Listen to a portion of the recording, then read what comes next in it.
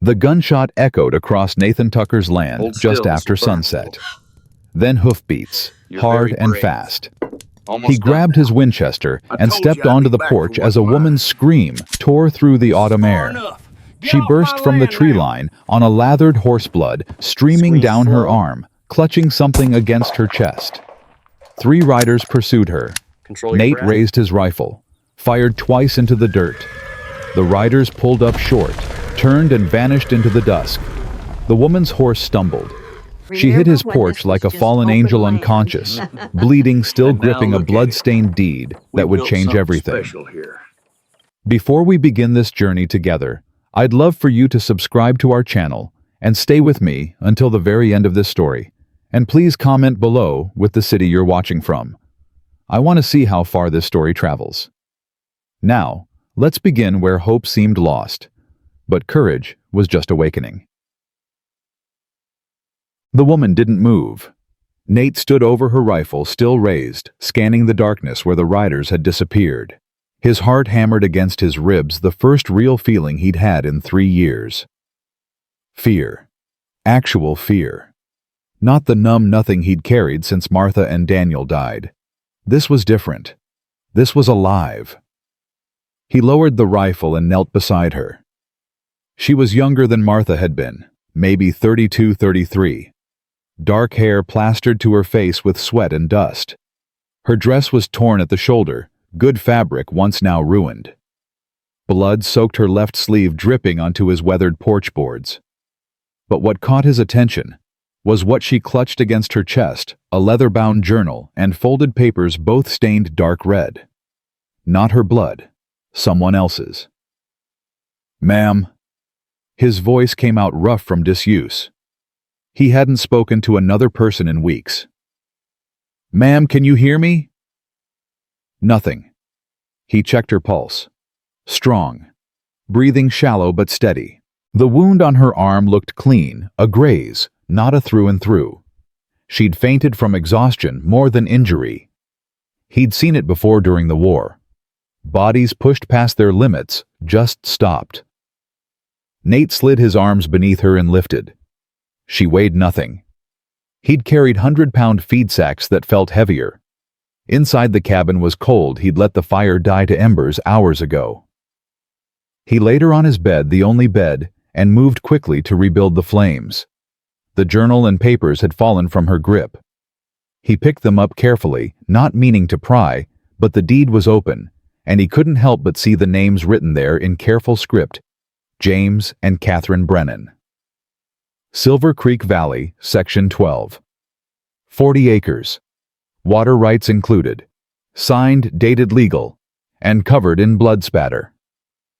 Nate set the papers on the table and turned back to the woman Catherine Brennan, if that was her. He needed to clean the wound before infection set in. He grabbed his medical kit, what little remained from his cavalry days, and poured whiskey over the gash. She jerked awake with a gasp, eyes wide and terrified. "Easy." Nate kept his voice level, his hands visible. "You're safe. You're in my cabin. Those men are gone." She tried to sit up. Pain flashed across her face. "Don't move yet. I need to wrap this." "Who are you?" Her voice was hoarse, educated. Boston accent, maybe. Not from here. "Nathan Tucker. This is my ranch. You rode onto my land being chased by 3 armed men." He tore a strip of clean linen and began wrapping her arm. "Want to tell me why?" She stared at him, trying to decide if he was another threat. He recognized that look. He'd worn it himself after Gettysburg, after coming home to an empty house, after burying his family in frozen ground. "They killed my husband." Her voice cracked on the last word. Nate's hands stilled for just a moment, then continued wrapping. "When?" "Yesterday, at the river crossing." She looked down at her wrapped arm, at his scarred hands, working with unexpected gentleness. "They wanted our land. We had the deed. James told me to run. I heard the shots behind me. I kept running." The fire crackled. Outside, his horses nickered nervously in the barn. "You rode straight through for a day and a half." "I didn't know where else to go." She met his eyes. The sheriff works for Calhoun. The town belongs to him. Everyone's afraid. I remembered hearing about a Union veteran living alone up Silver Creek. Someone said you'd fought at Gettysburg, that you weren't afraid of anyone." Nate finished tying off the bandage and sat back. "That person was wrong. I'm afraid of plenty." "But you shot at them. You made them turn back." "Warning shots." He stood and poured coffee from the pot he always kept warm, even though he usually drank alone. Handed her the cup. "They'll be back. With more men. Probably by morning." Catherine took the coffee with trembling hands. "Then I'll leave before dawn. I won't bring this to your door." "Too late for that." Nate pulled the deed from the table. "This is what they want." She nodded. "It's legal. James filed it properly. We paid every fee, worked that land for 3 years." Her voice gained strength, anger cutting through grief. "We built a cabin with our own hands, planted crops. I taught children to read in the settlement. James engineered an irrigation system that helped 4 other families. We earned that land. But Calhoun wants it. He wants the water rights. Silver Creek runs through our property, through several properties in the valley. He's been buying people out, threatening them, forging documents that claim prior ownership." She set down the coffee cup. "James was an engineer before we came west. He knew how to read surveys, how to check legal records. He found discrepancies in Calhoun's claims. We were going to file a complaint with the territorial governor." Nate studied the deed again. So Calhoun had him killed. His men did. At the river where no one could see. Where there are no witnesses. Her hands clenched into fists. "And now he'll claim James abandoned the property, or that we never had legal claim, or whatever lie makes him rich. Unless you survive to testify." She looked at him directly for the first time, and Nate saw something in her eyes that reminded him of Martha, that same fierce determination his wife had shown when she'd insisted on homesteading, when she'd fought the fever until her last breath trying to stay for their daughter. "I won't let James die for nothing, Mr. Tucker." "Nate." "Kate." She paused. "Catherine, but everyone calls me Kate." "Kate." He nodded. "You should rest. We'll figure this out in the morning." "Figure what out?" "There's nothing to figure. I'm a widow with a piece of paper against the richest man in 3 counties. Her voice went flat. "I'll run. Maybe California. Maybe up to Montana Territory. Somewhere he can't find me." "You're not running anywhere." "Mr. Tucker." "Nate." "Nate." She stood up too quickly. Swayed grabbed the bedpost. "I appreciate you helping me. Truly. But this isn't your fight. You don't owe me anything." He was quiet for a long moment, looking at this stranger in his home, this woman who'd ridden through hell holding on to the last piece of her husband's dream. Then he thought about Martha's face as the fever took her, about 6-year-old Daniel, crying for his mama, about 3 years of waking up alone in a house that felt like a tomb. "Your husband gave his life protecting you, protecting what you built together." Nate met her eyes. "That means something. A man's final act that tells you who he was. And if he died believing you'd live, believing you'd keep fighting, then I'll be damned if I let his sacrifice go to waste." Kate's eyes filled with tears. "Why, you don't know me? You don't know him." "I know enough." He walked to the door and slid the heavy beam across it. Then he took his rifle down from above the mantel and began checking the ammunition. "Get some sleep. Morning comes early, and we've got work to do." "What work?" Nate looked at her, and for the first time in 3 years, something like purpose flickered in his chest. "We're going to make sure your husband didn't die for nothing." Kate didn't sleep. She lay in Nate's bed, his bed, which he'd given up without hesitation, staring at the rough-hewn ceiling beams while he sat in a chair by the door, rifle across his lap, keeping watch. Every few minutes, his eyes would close, then snap open again. He was exhausted too, she could tell, but he didn't move from that chair. Outside, wolves howled in the distance. "Mr. Tucker," she said quietly. "Nate. Nate." She turned her head to look at him. "You said you're afraid of plenty. What are you afraid of?" He was silent so long she thought he wouldn't answer. Then, failing. Again. Again. "I had a wife, Martha, and a son, Daniel.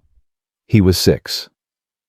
The words came slowly, like drawing water from a deep well. "Cholera came through 3 winters back. Took half the settlement. I was in town buying supplies when it hit. By the time I got back—" He stopped, started again. "Martha was already gone. Daniel died that night, in my arms, crying for his mother." Kate's throat tightened.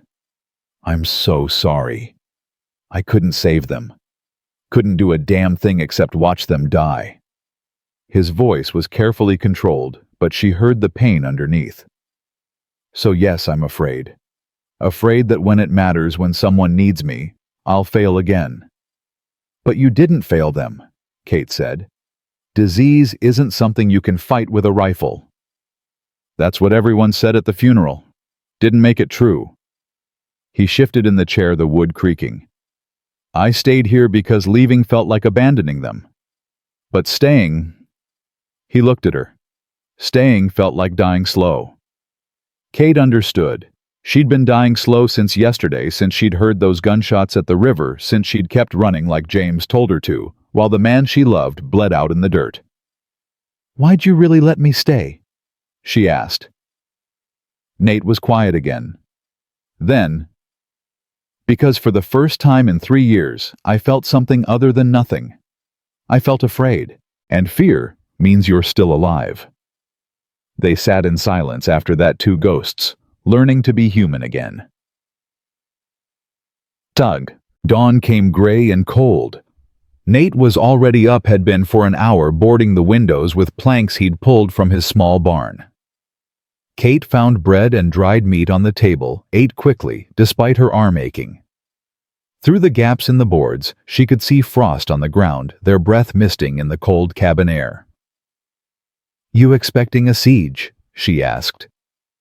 "Expecting them to come back. Can't say when, but they will." He hammered another board into place. "Calhoun's not the type to let loose ends stay loose." "How do you know about him?" "Everyone knows about Milton Calhoun. Came here 5 years ago from St. Louis with railroad money. Bought the bank, the general store, half the land around Copper Ridge." Nate tested the board's strength. "He's smart. Does everything legal-looking. Pays people off, manipulates the law, uses intimidation instead of violence when he can. Until violence is necessary. Until then." He moved to the next window. "How much ammunition did your husband keep?" James wasn't a violent man. He had a pistol for snakes and a hunting rifle, that's all. Nate nodded. "Can you shoot?" "My father taught me before he died. He said a woman who couldn't protect herself was a woman who'd always need protecting." She stood. "I'm not an expert, but I can hit what I aim at." "Good enough." He gestured to a rifle propped in the corner. "That one's yours now. We'll practice later." Kate picked up the weapon, felt its weight. It had been years since she'd held a gun, but the memory came back, her father's patient voice, the kickback against her shoulder, the satisfaction of hitting a target cleanly. "Nate." She set the rifle down carefully. "I need to know what you're planning. Are we defending this cabin, running what?" He hammered in the last nail and turned to face her. "First, we survive whatever Calhoun sends today. Second, we get word to the territorial marshal. There's one based out of Denver, Bill Hartley. He's honest, served in the war with me. If we can get a message to him, he'll come. That's 3 days' ride at least." "I know." Nate crossed to a trunk in the corner, pulled out boxes of ammunition. "So we hold out 3 days, maybe 4. Long enough for help to arrive." Kate felt something cold settle in her stomach. "And if help doesn't come in time?" "Then we make our stand anyway." He looked at her directly. "Your husband died believing you'd live, Kate. That you'd keep what you built together. I mean to see that happens one way or another. Even if it kills you."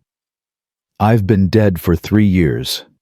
This—" He gestured at the boarded windows, the weapons, the preparations. "This is the most alive I've felt since I buried my family." Kate wanted to argue to release him from this impossible promise, but the words wouldn't come.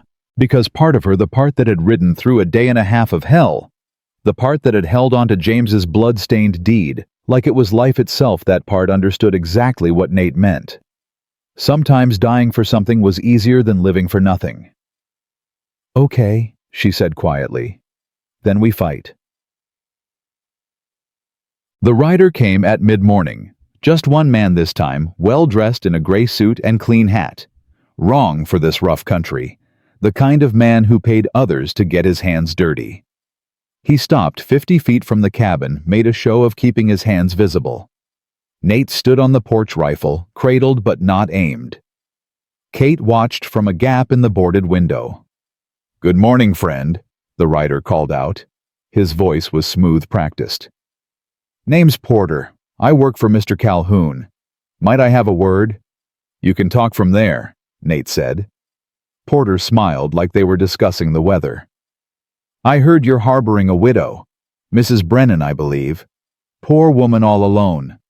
Dangerous business, Mr. Tucker. A woman without protection in these parts." "She's got protection." "Ah, but that's just the thing, isn't it?" Porter shifted in his saddle, still smiling. "You see, there's a legal matter at stake. Mrs. Brennan's claim to the Silver Creek property is disputed. Mr. Calhoun has documents showing prior ownership. Without her husband to defend the claim in court, well..." He spread his hands apologetically. "The law rather favors Mr. Calhoun's position. The law favors whoever pays the most." Porter's smile widened. "Now that's a cynical view, Mr. Tucker. Mr. Calhoun is a reasonable man. He's authorized me to offer Mrs. Brennan $200 for her trouble. That's generous considering the disputed nature of her claim. She can walk away, start fresh somewhere new. No one needs to get hurt." Nate raised the rifle slightly. "She's not walking anywhere." "Mr. Tucker." Porter's smile finally faded. "You're a veteran, a decorated Union cavalry officer. You understand tactics. You're one man against Mr. Calhoun's considerable resources. This isn't your fight." "It is now." "Why?" "For a woman you don't know. For land that isn't yours." Porter leaned forward. "Be smart. Step aside. Let her go peacefully. Mr. Calhoun will even compensate you for your trouble, say $50 for your time and hospitality." Kate felt fury rise in her chest. They were talking about her like she was cattle to be traded. She pushed open the door and stepped onto the porch beside Nate. Porter's eyes lit with false sympathy. "Mrs. Brennan, my condolences on your loss. Your husband was a good man by all accounts. This unfortunate incident at the river—" "Murder," Kate said.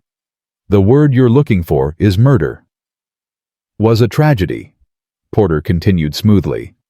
"But surely you can see that further bloodshed serves no one. Take Mr. Calhoun's generous offer. Honor your husband's memory by living, not by dying for dirt and paper. This dirt and paper is what my husband and I built together, what he died protecting. I'm not selling it, and I'm not leaving." Porter sighed theatrical. "Then I'm afraid you're both making a terrible mistake." He looked at Nate. "Mr. Calhoun is prepared to offer protection to any homesteader who cooperates. But those who stand in the way of progress—" He let the threat hang. "Well, accidents happen in this country. Fires, raids, terrible things." "Get off my land," Nate said quietly. "Mr. Tucker." "Now." Porter stared at him for a long moment, then turned his horse. But before riding away, he called back, "You'll regret this, Mr. Tucker. Both of you will. Mr. Calhoun doesn't forgive obstruction." They watched him disappear over the ridge. Kate's hands were shaking. "He's going to come back with more men." "I know. They'll burn us out, or starve us, or just shoot us from a distance." She turned to face him. "Nate, I can't let you die for this. I won't." "Then don't think of it as dying." He met her eyes. Think of it as living. Really living, maybe for the first time in years. That's not... Kate. He cut her off gently. You asked me what I'm afraid of. I'm afraid of failing again.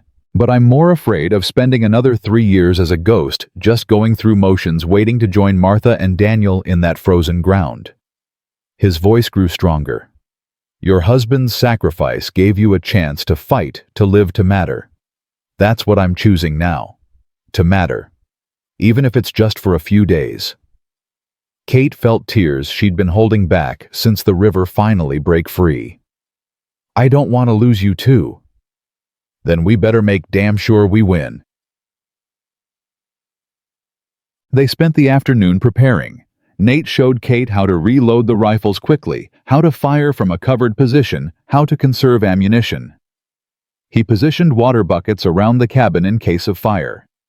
He scattered caltrops, vicious four-pointed metal stars around the approaches to the cabin. Anyone charging on horseback would regret it. Kate checked the provisions.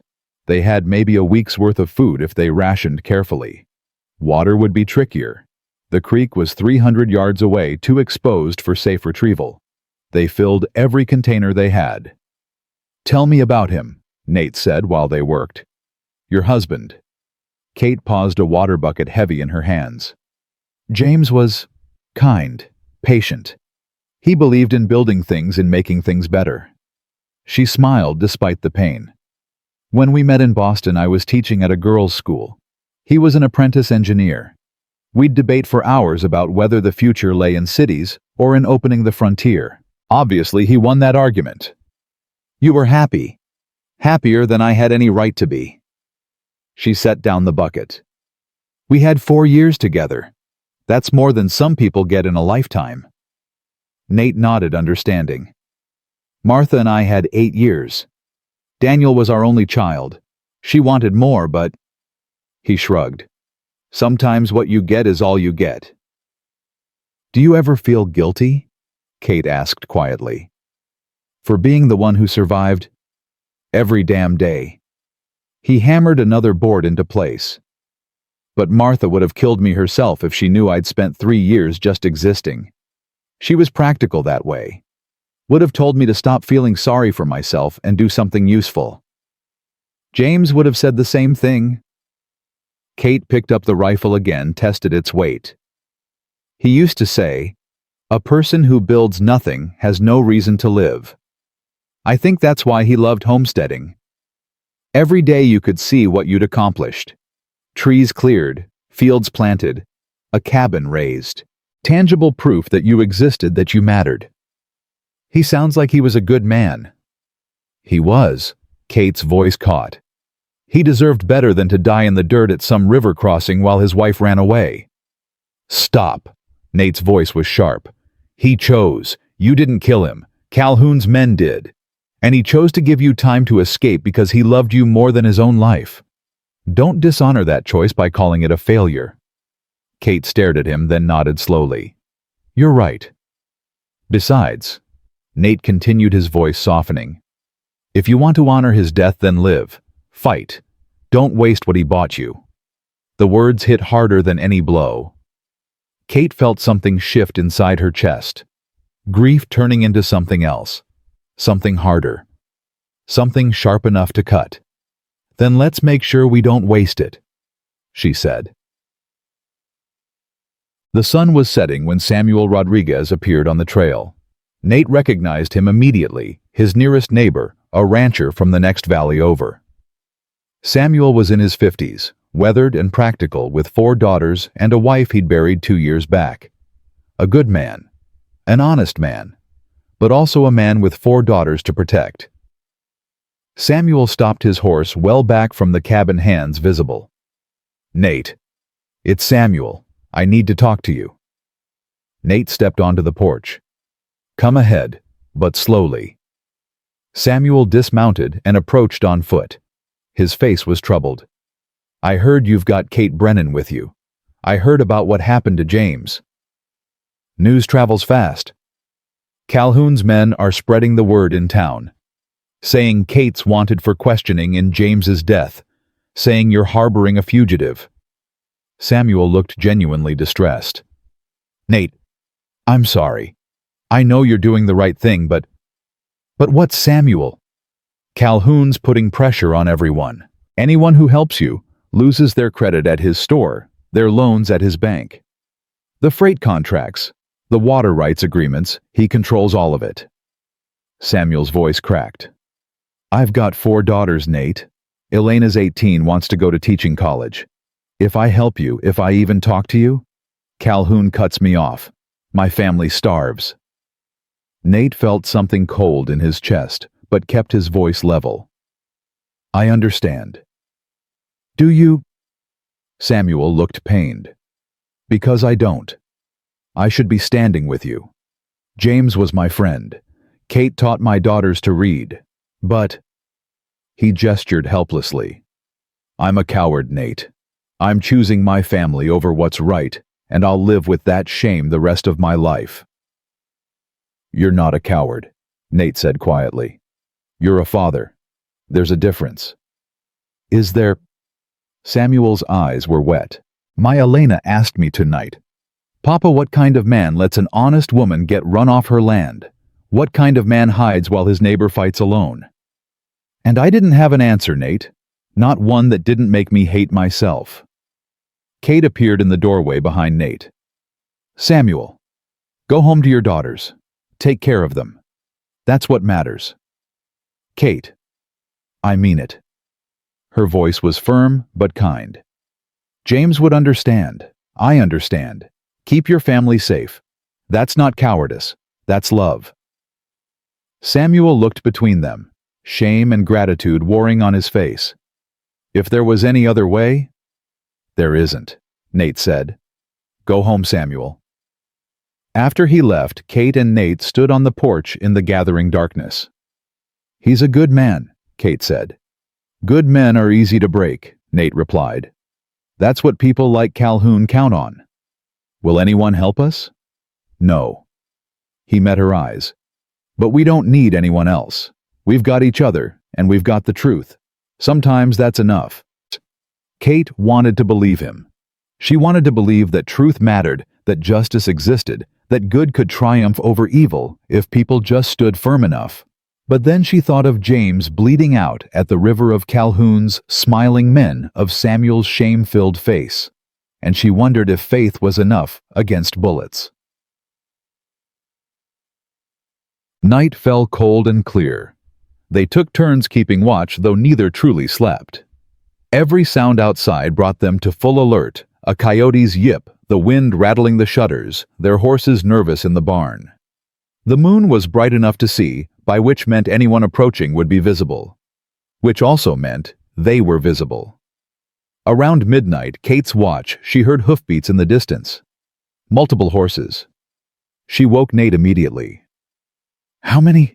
He whispered, already reaching for his rifle. Can't tell. At least 3, maybe more. They moved to opposite sides of the cabin, watching through gaps in the boards. The riders stopped at the tree line, just visible in the moonlight. They weren't trying to hide, they wanted to be seen. Then one rider moved forward holding something, a torch. Fire, Nate breathed. They're going to try to burn us out. The rider threw the torch. It landed on the barn roof, which was old wood and dried hay. Flames caught immediately, spreading fast. No! Kate started for the door. Nate grabbed her arm. That's what they want. They want us outside, exposed. The horses? I know. His jaw was tight. But if we go out there, they'll shoot us down like dogs. They watched helplessly as the barn burned. Nate's 2 horses broke free and ran into the darkness. The structure collapsed in a shower of sparks that rose into the night sky like angry stars. Then, as quickly as they'd appeared, the riders melted back into the darkness. The message was clear. We can destroy everything you have. Surrender or burn. Kate sank against the wall, watching the barn's remains smolder. They'll come for the cabin next. Tomorrow night, probably. Give us time to think about it, to get desperate. Nate set down his rifle. It's what I'd do. So what do? We don't give them the satisfaction of panic. He looked at her. We sleep in shifts. We eat. We prepare. And tomorrow we find a way to get a message to Marshall Hartley. How we're surrounded. I don't know yet. He managed a grim smile. But I've got until dawn to figure it out. Kate looked at this man who'd taken her in, who'd made promises he couldn't possibly keep, who was willing to die for a stranger's dream. And she realized something that both terrified and comforted her. She wasn't ready to lose him. Not after James. Not after finally finding someone who understood what it meant to survive grief. Nate. She touched his hand. Thank you for not turning me away. He looked down at their hands, scarred and calloused, damaged, but still capable of holding on. Thank you for giving me a reason to fight, he said quietly. I'd forgotten what that felt like. They stood together in the firelight from the burning barn, two broken people learning that sometimes the only way to heal was to stand for something worth dying for. Outside, wolves howled in the darkness, and somewhere out there, Calhoun's men were planning their next move. Dawn came cold and unforgiving. The barn was gone, reduced to smoking ruins and scattered ash. Nate's horses were nowhere to be seen, either run off completely or hiding in the hills. They were trapped now, truly trapped with no means of escape, even if they wanted to flee. Kate was boiling coffee when she herded a single horse approaching. Fast, desperate. Nate grabbed his rifle but held his fire when he recognized the rider. Elena Rodriguez, Samuel's eldest daughter, came racing up the trail on a lathered horse. She was 18, dark-eyed and determined nothing like her cautious father. She practically fell off the horse in her hurry. Mrs. Brennan, Mr. Tucker. She was breathless, terrified. They're coming. Today. This afternoon. Slow down, Nate said. Who's coming? Calhoun's men. 6 of them, maybe more. They're gathering in town right now. Elena's words tumbled over each other. Papa heard them at the store. They're saying you attacked them, that you're holding Mrs. Brennan against her will, that you're stealing property. Deputy Porter got the sheriff to sign papers making it legal to remove you by force.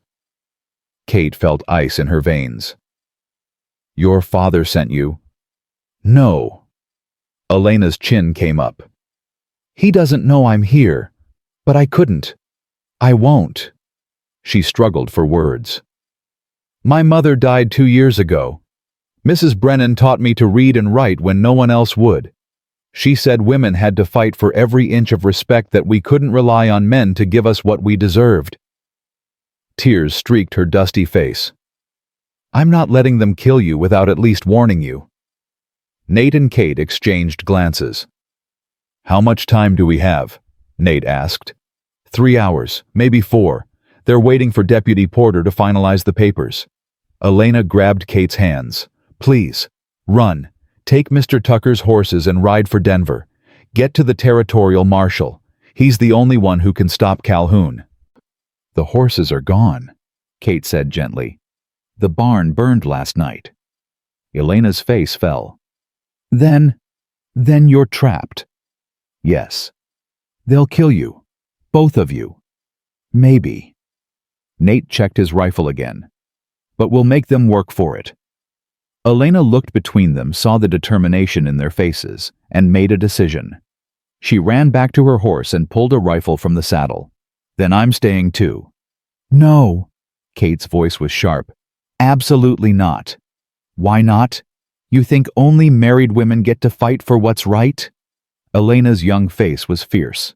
My mother would have stood with you. I'll do the same. Elena, if you stay, your father loses everything, Nate said. Calhoun will destroy your family for this. Then let him try. Elena's voice cracked. I'm so tired of being afraid, so tired of watching good people suffer while rich men steal everything. Someone has to stand up. If not now, when? If not us, who? Kate saw herself in this young woman, the same rage, the same desperate need to matter, to fight back against the darkness.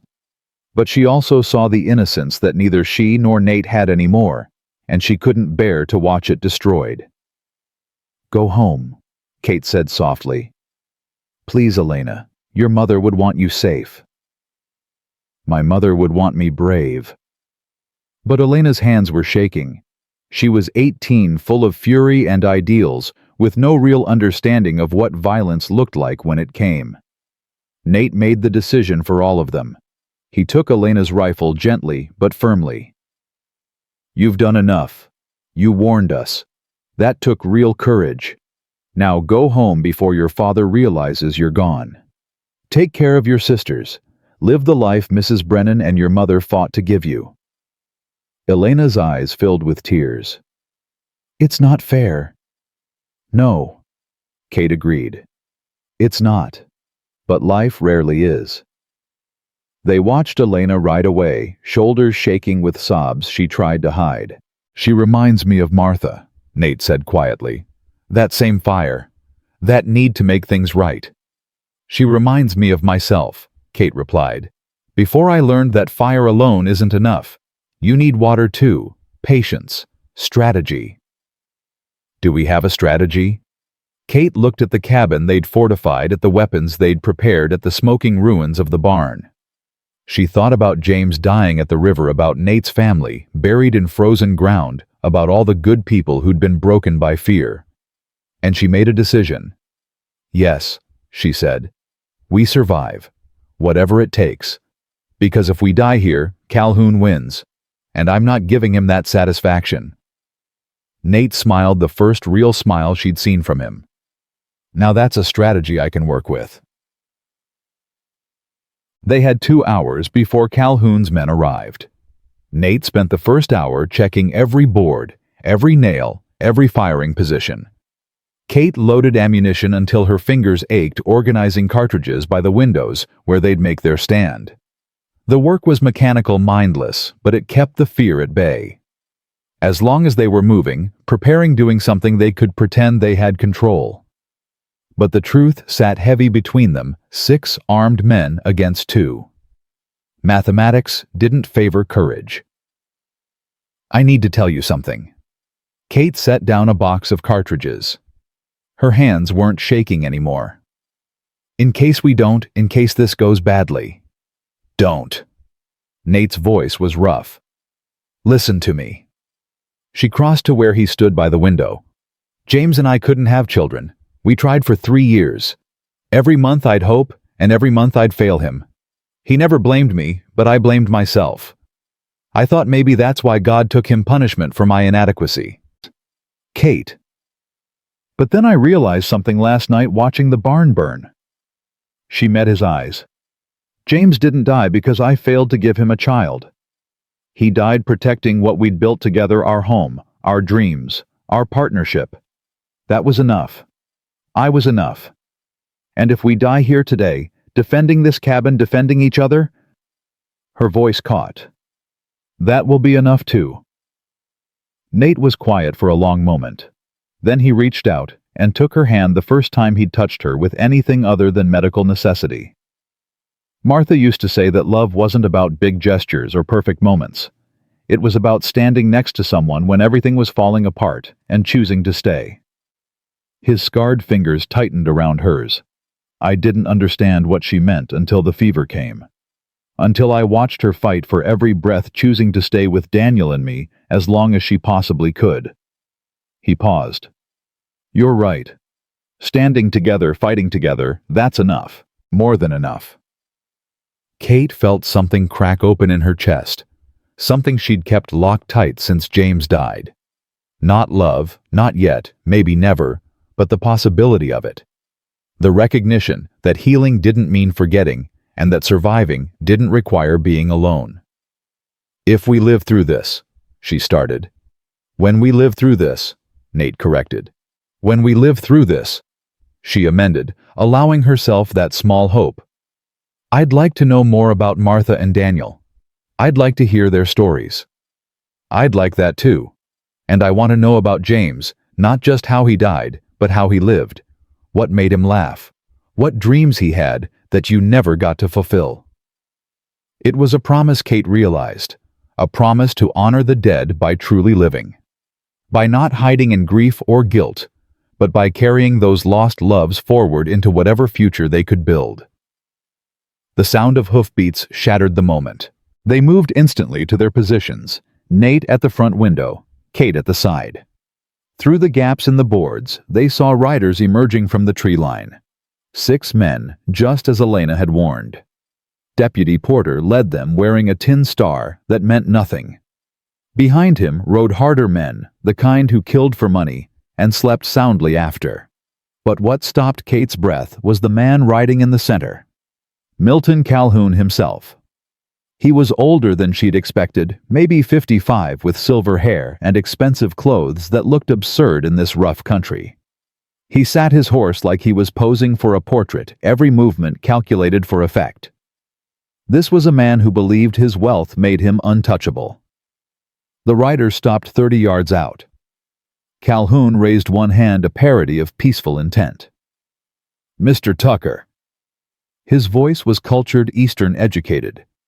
"Mrs. Brennan, might we speak like civilized people?"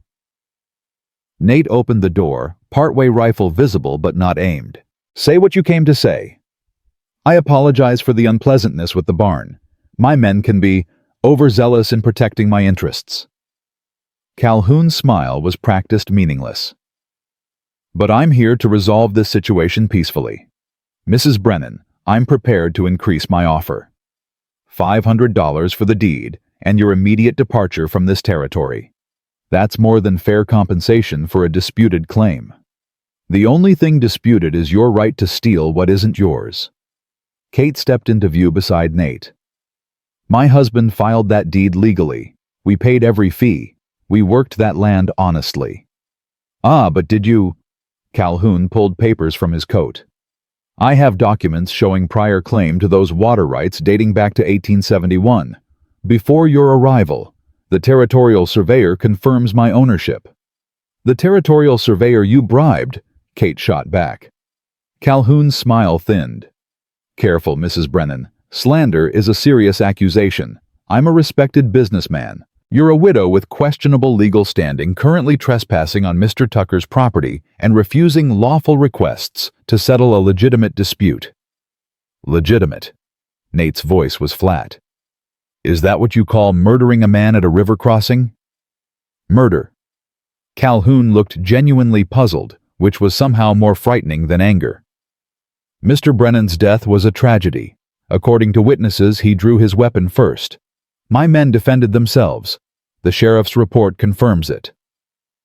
"Your sheriff," Kate said. "Your witnesses. Your lies." "My patience." Calhoun corrected, his voice hardening, "which is now exhausted. Deputy Porter has a warrant for your removal, Mrs. Brennan. Signed by the sheriff, approved by the county. You can leave peacefully, or my men will remove you by force. The choice is yours, but it must be made now." "She's not leaving." Nate raised the rifle slightly. Porter shifted nervously. "Mr. Tucker, I got legal authority here. Don't make this harder than it needs to be." "Legal authority from a corrupt sheriff doesn't mean much to me, Porter." One of the hired guns spoke up, a lean man with dead eyes.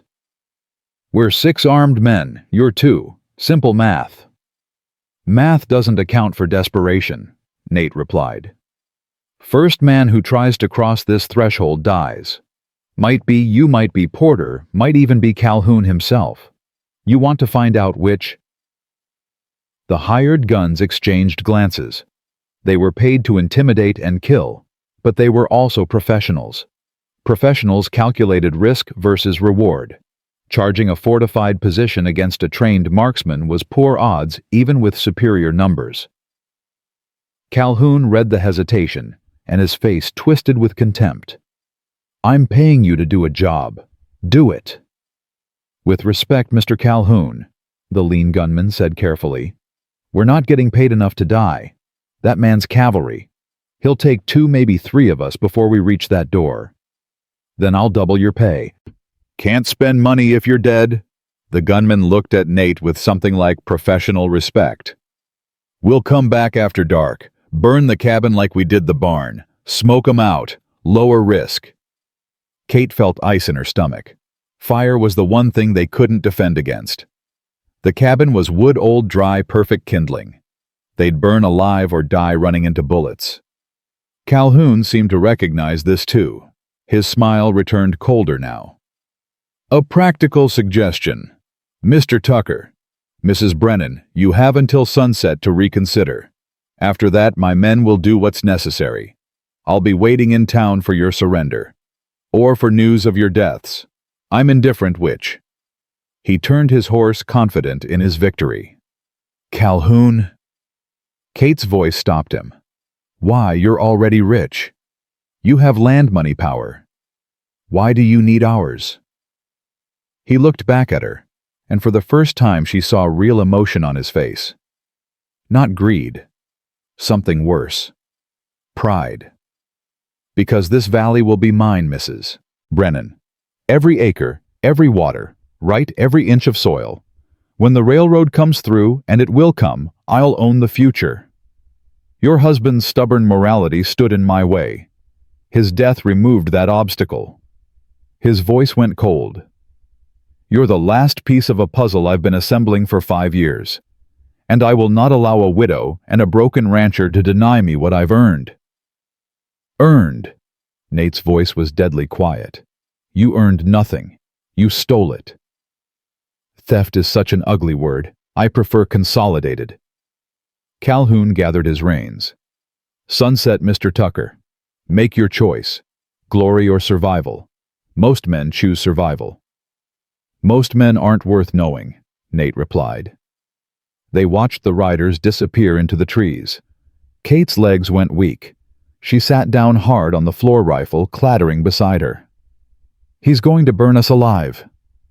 Not if we're gone before he comes back. Nate was already moving, thinking. We can't ride out no horses. But we can walk. Get into the hills, hide in the rocks until we can reach Denver. And then what? We're fugitives now. Porter has a warrant.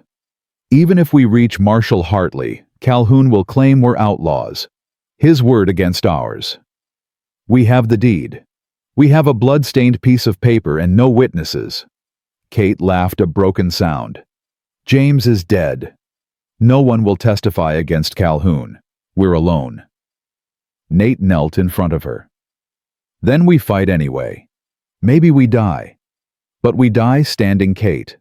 We die making Calhoun work for it, making him remember that some people won't be bought or broken or burned out. That's not a plan. That's suicide. Maybe. But it's suicide that means something. He gripped her shoulders. You asked me what I'm afraid of. I'm afraid of dying like I've been living as a ghost. But this... He gestured at the cabin, the rifles, the preparation. This is being alive. Really, truly alive. And if I have to choose between living as a ghost or dying as a man, I choose dying. Kate looked at him, this stranger who'd become so important so quickly, this broken man who'd found purpose in her desperate flight. She thought about James bleeding out at the river, about Martha and Daniel taken by disease, about Elena Rodriguez's fierce young face, about all the people broken by men like Calhoun. And she made her choice. Then we make them remember us, she said. We make sure that when people tell the story of Silver Creek Valley, they remember that 2 people stood against tyranny, even if we lose, especially if we lose. Nate helped her to her feet. Heroes don't have to win. They just have to show up. They spent the next hour writing. Kate found paper and ink in Nate's sparse belongings. He'd kept them from his cavalry days, though he admitted he hadn't written a letter in 3 years. Together, they composed a testimony. Everything. James's murder, Calhoun's threats, the forged documents, Porter's corruption, names, dates, specifics. Who do we give it to? Kate asked. If we're dead, who gets this? Nate thought for a moment. Samuel Rodriguez. He's a coward, but he's an honest coward. He'll make sure it reaches the right people, even if it's just to ease his guilty conscience. They sealed the testimony in an oilcloth pouch and buried it in the dirt floor beneath Nate's bed, marked with a stone. Then Kate wrote a second letter, this one personal. "What are you writing?" Nate asked. "A letter to Elena, telling her she was brave today, that her mother would be proud, that the future belongs to women like her, women who refuse to accept injustice." Kate's hand trembled slightly. "If I die, I want her to know that standing up mattered, even if we lose." Nate nodded and began his own letter, to Samuel, explaining where the testimony was hidden, apologizing for putting his family at risk, thanking him for years of quiet friendship. They worked in silence, two people writing their own eulogies. When they finished, Kate looked around the cabin, this place that had been a tomb 3 days ago and was now something else. Not quite a home, but not a tomb either. A fortress, a stand, a place where broken people chose to be whole, even if only briefly. "I need to tell you something else." Kate set down the pen. "Last night, when you held my hand, I felt something I haven't felt since James died. Not love, I can't love again, not yet, but maybe the possibility of it. The idea that someday if we survive, there could be." She trailed off, unable to finish. Nate crossed to her and took both her hands in his. "I know. I felt it too. And it terrified me because I've been faithful to Martha's memory for 3 years, and suddenly here's this stranger making me think about tomorrows instead of yesterdays." "Is that wrong?" Kate asked quietly. "To feel this way, when they've been gone such a short time?" "I don't know. But Martha used to say that love wasn't a finite resource, that loving someone new didn't diminish what came before." He squeezed her hands gently. "I think she'd understand. I think James would too." Kate felt tears on her cheeks. "I'm not ready." "Neither am I. But maybe that's okay. Maybe we don't have to be ready. We just have to be honest about what we feel." "And what do you feel?" Nate was quiet for a long moment, his thumbs tracing circles on her palms. "I feel alive. For the first time in 3 years, I feel something other than guilt and grief. I feel purpose, hope, fear, anger, everything I'd shut down to survive." He met her eyes. "You did that. You rode onto my land, bleeding and desperate, and you made me remember what it means to be human. Even if we die today. Especially if we die today." He pulled her close, and Kate let herself be held not as a lover, not yet, but as a fellow survivor. Someone who understood that grief didn't have a timeline, and that moving forward didn't mean abandoning those who came before. They stood like that for a long moment, two damaged people finding strength in each other. Then Nate pulled back, wiped his eyes roughly. "We should eat something, drink water, rest if we can. It's going to be a long night." Kate nodded, trying to match his practical tone. "How many rounds do we have?" 64, plus the pistols.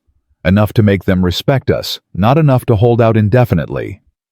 "What if we set a trap, something that makes them think twice about rushing the cabin?" Nate considered this. "The caltrops will slow horses, but men on foot can avoid them. We need something more dramatic, something that shows them we're willing to do anything." "Fire," Kate said suddenly. "We create our own fire break. Burn everything around the cabin in a controlled burn, eliminate their cover. They'll have to cross open ground to reach us." "That's..." Nate paused, thinking. "That's actually smart. And insane. But mostly smart." They spent the next 2 hours implementing Kate's desperate plan. Using kerosene from Nate's lamps, they soaked the grass and brush in a wide circle around the cabin, leaving only one narrow path, clear the path they'd line with caltrops. Then they dug a shallow trench around the perimeter and filled it with water from their precious supply. It wouldn't stop a determined fire, but it might slow one long enough for them to fight it. "If this goes wrong," Nate said, surveying their work, "we could burn ourselves alive." "Then let's make sure it goes right." Kate picked up a torch. "On your signal." Nate looked at the sky. The sun was starting its descent toward the horizon. 2 hours until sunset. 2 hours until Calhoun's men returned. "Now," he said. Kate lit the torch and touched it to the kerosene-soaked grass. The fire caught instantly, racing outward in a perfect circle. Smoke billowed up, thick and black. Within minutes, the area around the cabin was a scorched wasteland. No cover, no concealment, just open ground that would make any approach visible and deadly. They retreated inside, coughing from the smoke. "Did we just make ourselves more obvious?" Kate asked, watching the smoke rise like a beacon. "Yes, but we also just told them we're not afraid to burn it all down." Nate checked his rifle. "Sometimes, the only way to win is to show you're willing to lose everything." They waited. The fire burned itself out within an hour, leaving a black scar around the cabin. The smoke cleared, revealing their fortress in stark relief. Anyone approaching would be visible for 100 yards. Nate and Kate positioned themselves at opposite windows, rifles ready. "Tell me about your first date with James," Nate said quietly. Kate blinked, surprised by the question. "What? If we're going to die tonight, I want to know something happy about him. Something that made you smile." Kate felt her throat tighten, but she answered. "He took me to a lecture on bridge engineering. Most boring 3 hours of my life. I fell asleep halfway through and woke up drooling on his shoulder." She smiled at the memory. He could have been embarrassed, but instead he laughed and said anyone who found his passion boring was exactly the kind of honest person he wanted in his life. "We got coffee after and talked until dawn." "He sounds perfect for you." He was, perfectly imperfect. Kate looked at Nate. "What about Martha?" "Your first date." "We didn't really date. We grew up in the same town, knew each other since childhood. One day after church, she just walked up to me and said, 'Nathan Tucker, you're going to marry me. Just thought you should know.'" He laughed softly. I said, "Yes, ma'am. Because what else do you say to Martha when she's made up her mind? She sounds formidable." She was. Daniel got that from her, that certainty about what's right. He was only 6, but he'd already decided he wanted to be a doctor. Said too many people died from things that could be fixed if someone just knew how. Nate's voice cracked slightly. The cholera took him before he could save anyone. But he tried. Even at the end, burning with fever, he was trying to help Martha, bringing her water, holding her hand.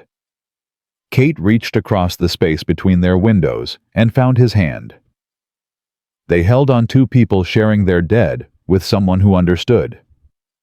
"They'd like each other," Kate said. "James and Martha. Daniel and the child I never had. They'd be friends in whatever comes after this." Nate squeezed her hand. "And maybe they're watching now, hoping we survive. Hoping we find whatever happiness is left to find." "You think there's an after?" "I have to. Otherwise, what was the point of loving them?" The sun touched the horizon. Kate's grip tightened on the rifle. "They're coming." Through the window, she saw movement in the trees. 6 riders emerging from the shadows, torches burning bright against the gathering darkness. Calhoun wasn't with them this time. He'd stay in town maintaining plausible deniability while his hired killers did the dirty work. The riders stopped at the edge of the burned ground, clearly surprised by the scorched earth tactic. Porter called out, "Mr. Tucker, Mrs. Brennan, this is your last chance. Come out peacefully, and no one gets hurt." "Except us," Nate muttered. Louder. "You want us, Porter? Come get us." "Don't be stupid. We'll burn you out." "With what? We already burned everything." Nate's voice was hard. "You want this cabin, you'll have to cross 100 yards of open ground with 2 rifles aimed at you. How many of you are willing to die for Calhoun's money?" Silence. The hired guns were conferring calculating odds again. 100 yards of exposure, 2 skilled shooters. Even if they succeeded, at least half of them would die. Finally, the lean gunman shouted, "How much you paying us again, Porter? Double, triple if you have to. Make it 5 times and half up front." Porter's voice went shrill. That's robbery. That's the price for suicide. The gunman turned his horse. I'm out. Anyone else? 2 other riders followed him. That left Porter and 2 hardcore killer's men too stupid or too greedy to recognize bad odds. You're deserting, Porter screamed after them. We're surviving, the lean gunman called back. Learn the difference. Kate felt something like hope flicker in her chest. 3 against 2. Still bad odds, but not impossible. Porter dismounted, his face twisted with rage and fear. Fine, we'll do this ourselves. Mr. Calhoun's paying me enough to retire. I just have to bring him that deed. Over our dead bodies, Nate said. That's the idea. Porter drew his pistol. The 2 hired guns spread out, creating multiple targets. They were professionals, Kate realized. They'd done this before. They knew how to approach a fortified position low and fast, forcing defenders to choose targets, exploiting the moment of hesitation. Kate, Nate said quietly. Take the one on the left. I'll take Porter and the right. Fire when they're at 50 yards. 50, that's close enough to guarantee hits, far enough to give us time for second shots if we miss. Trust me. Kate trusted him. The hired guns started forward, crouched low. Porter followed, using them as shields. 75 yards. 60. Kate sighted down the barrel, controlling her breathing like her father had taught her. The man on the left was big-bearded.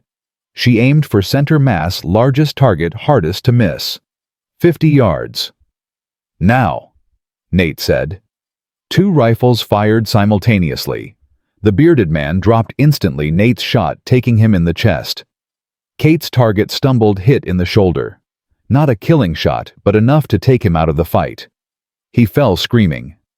Porter dove behind the wounded man, using him as a human shield. You bastards! Porter's voice was high with panic. You'll hang for this murder, attempted murder. Self-defense, Nate called back, already reloading. You attacked us. We defended ourselves. Any judge with integrity will see that. There are no judges with integrity. Porter fired blindly over his human shield. The shot went wide, splintering wood beside Kate's window. She returned fire. Missed, cursed, and reloaded.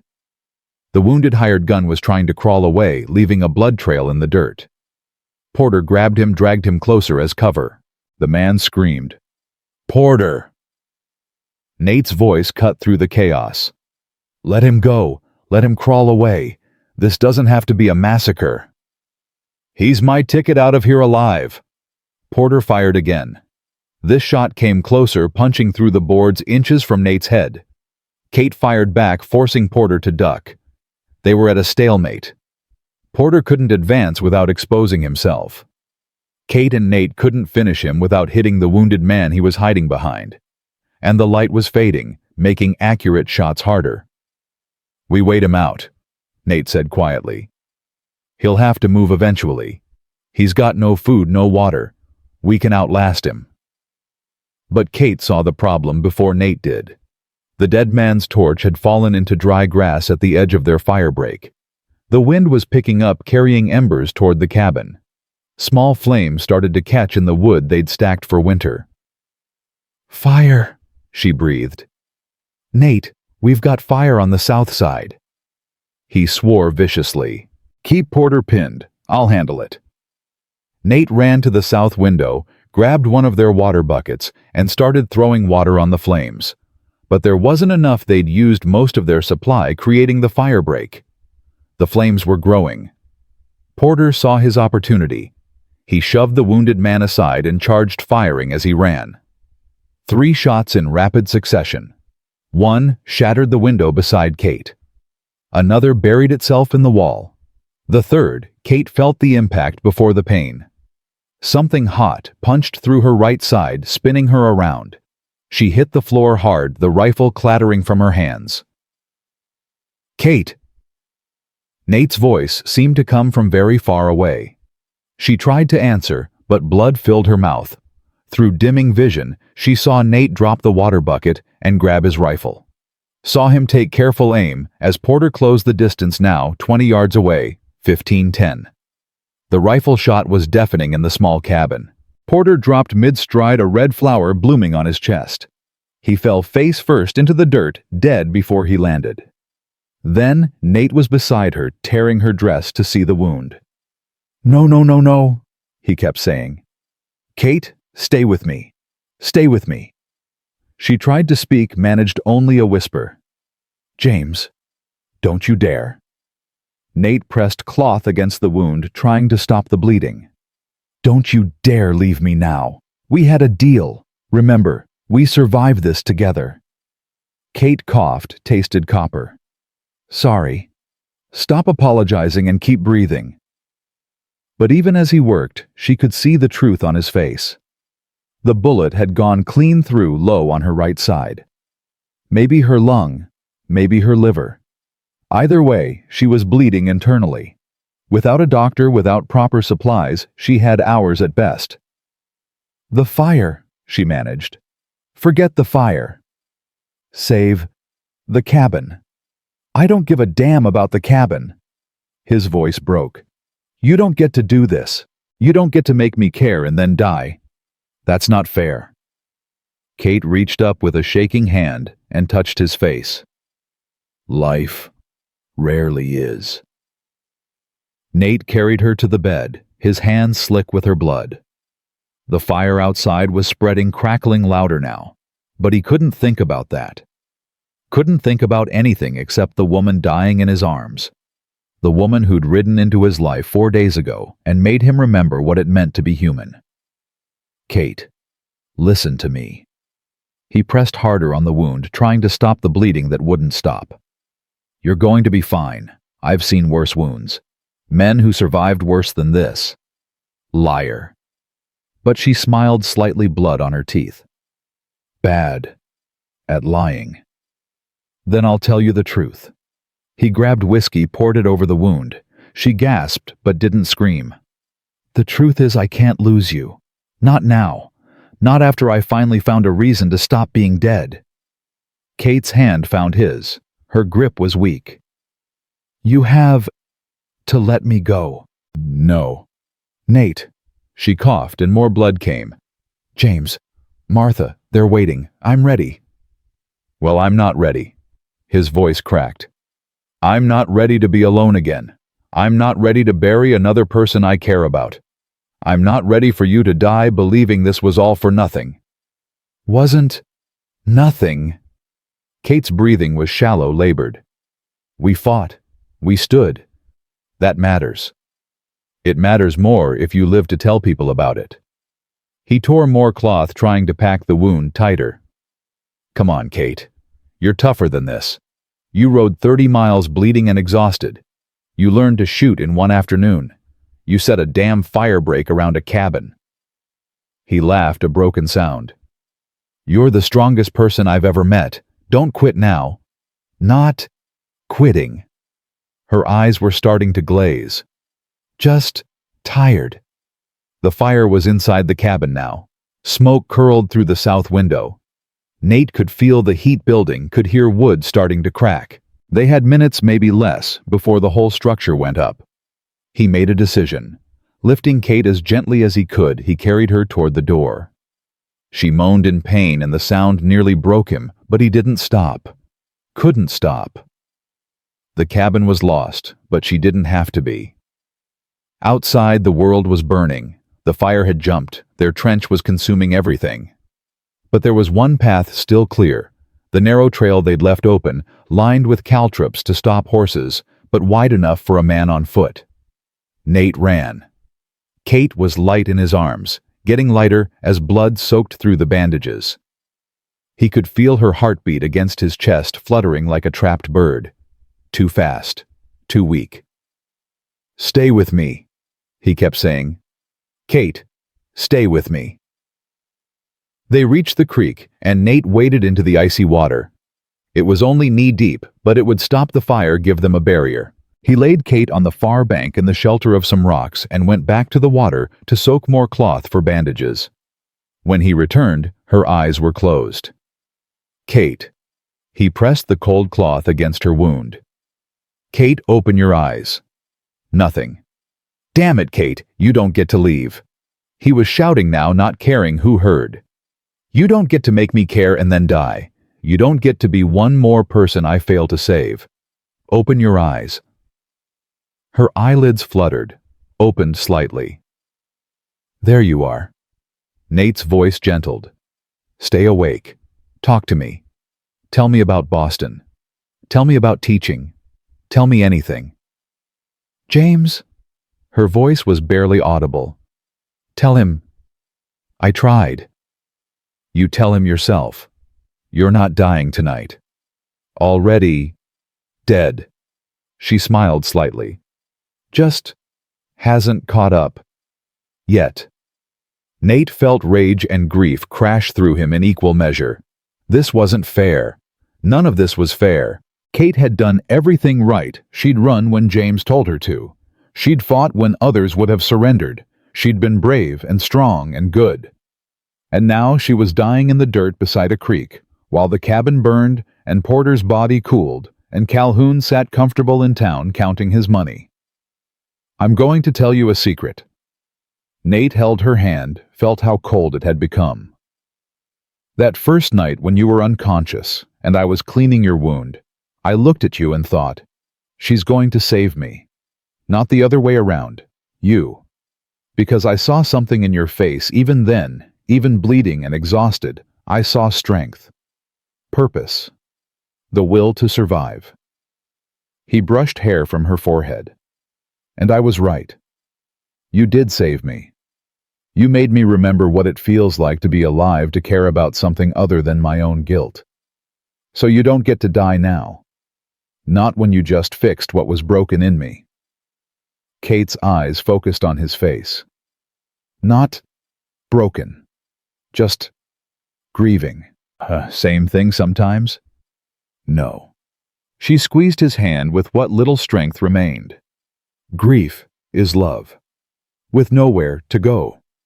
Martha, Daniel, they're still in you. Still loved. Nate's vision blurred with tears. And James is still in you, still loved, still honored. You don't have to die to prove you loved him. I know. Her breathing was getting worse, a wet rattle in her chest. But tired of running, tired of being afraid. Want to rest. Then rest after you heal.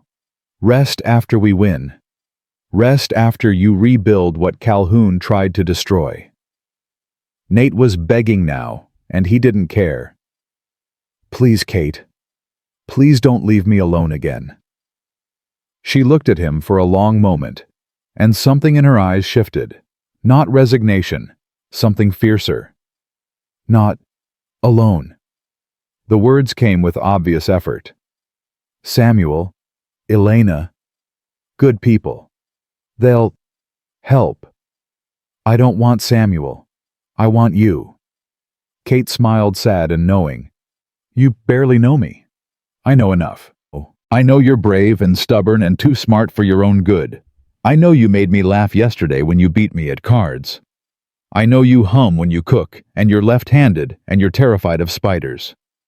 He was talking fast now, desperately. I know that in 4 days you became more important to me than anyone has been in 3 years. And I know that if you die, part of me dies too. The part that just started living again. Nate. Her voice was fading. Promise me. Something. Anything. Don't stop living. Again. Find someone. Be happy. I found someone. You. And you're not dying. But even as he said it, he felt her grip loosening. Her breathing was slowing. The blood had stopped flowing from the wound, which meant her heart was failing, couldn't pump anymore. Kate. He gathered her closer. Kate, please. Her eyes locked on his one last time. Thank you for making me brave. You were always brave. I just reminded you. She smiled. Then her eyes closed, and her breathing stopped, and Nate was holding a body instead of a person. He didn't scream, didn't rage, just sat there in the shallow water holding Kate Brennan's body, while behind him, the cabin burned down to foundation stones, and the fire consumed everything they'd fought to defend. He'd failed again. Just like with Martha and Daniel, he'd done everything he could, and it hadn't been enough. He'd made promises he couldn't keep. He'd given hope he couldn't deliver. He'd let another person die, while he survived useless and guilty. Nate sat there until the fire burned itself out. Until the false dawn came gray and cold. Until his arms were numb, and Kate's body was stiff, and his mind was empty of everything except a vast, howling nothing. Then he heard hoofbeats. Multiple riders coming fast. Nate's hand moved automatically to his rifle, which he'd dropped somewhere. Gone. Lost in the chaos. He had nothing. No weapons. No shelter. No strength left to fight. If Calhoun's men had come back to finish the job, they'd find no resistance. But the riders who emerged from the trees weren't Calhoun's men. Samuel Rodriguez led them, his face stricken with grief and shame. Behind him rode his 4 daughters, including Elena. Behind them came more settlers, 12, 15, 20 people. Ranchers and farmers Nate barely knew. People who'd stayed silent when he needed them, who'd chosen fear over honor. They were here now. Samuel dismounted and waded into the creek. His eyes took in the scene, Nate holding Kate's body, the burned cabin porter's corpse cooling in the distance. "Oh God." Samuel's voice broke. "Nate, I'm so sorry. We came as fast as we could when we heard the shooting. I'm so sorry." "You're too late." Nate's voice was dead. "She's gone." Elena pushed past her father and knelt beside them. She pressed her fingers to Kate's throat, checking for a pulse. Her young face was fierce with concentration. "Mr. Tucker, when did she stop breathing?" "I don't know. Minutes ago. Maybe longer." "Minutes." Elena looked at her father. "Papa, get Dr. Chen. Now." "Elena, she's... now." The girl's voice cracked like a whip. Samuel ran. Elena pulled Kate from Nate's arms. He didn't have the strength to resist and laid her flat on the ground. Then she did something Nate had never seen before. She tilted Kate's head back, pinched her nose closed, and breathed into her mouth. 2 long breaths. Then, Elena put her hands on Kate's chest and started pushing, hard, rhythmic, counting under her breath.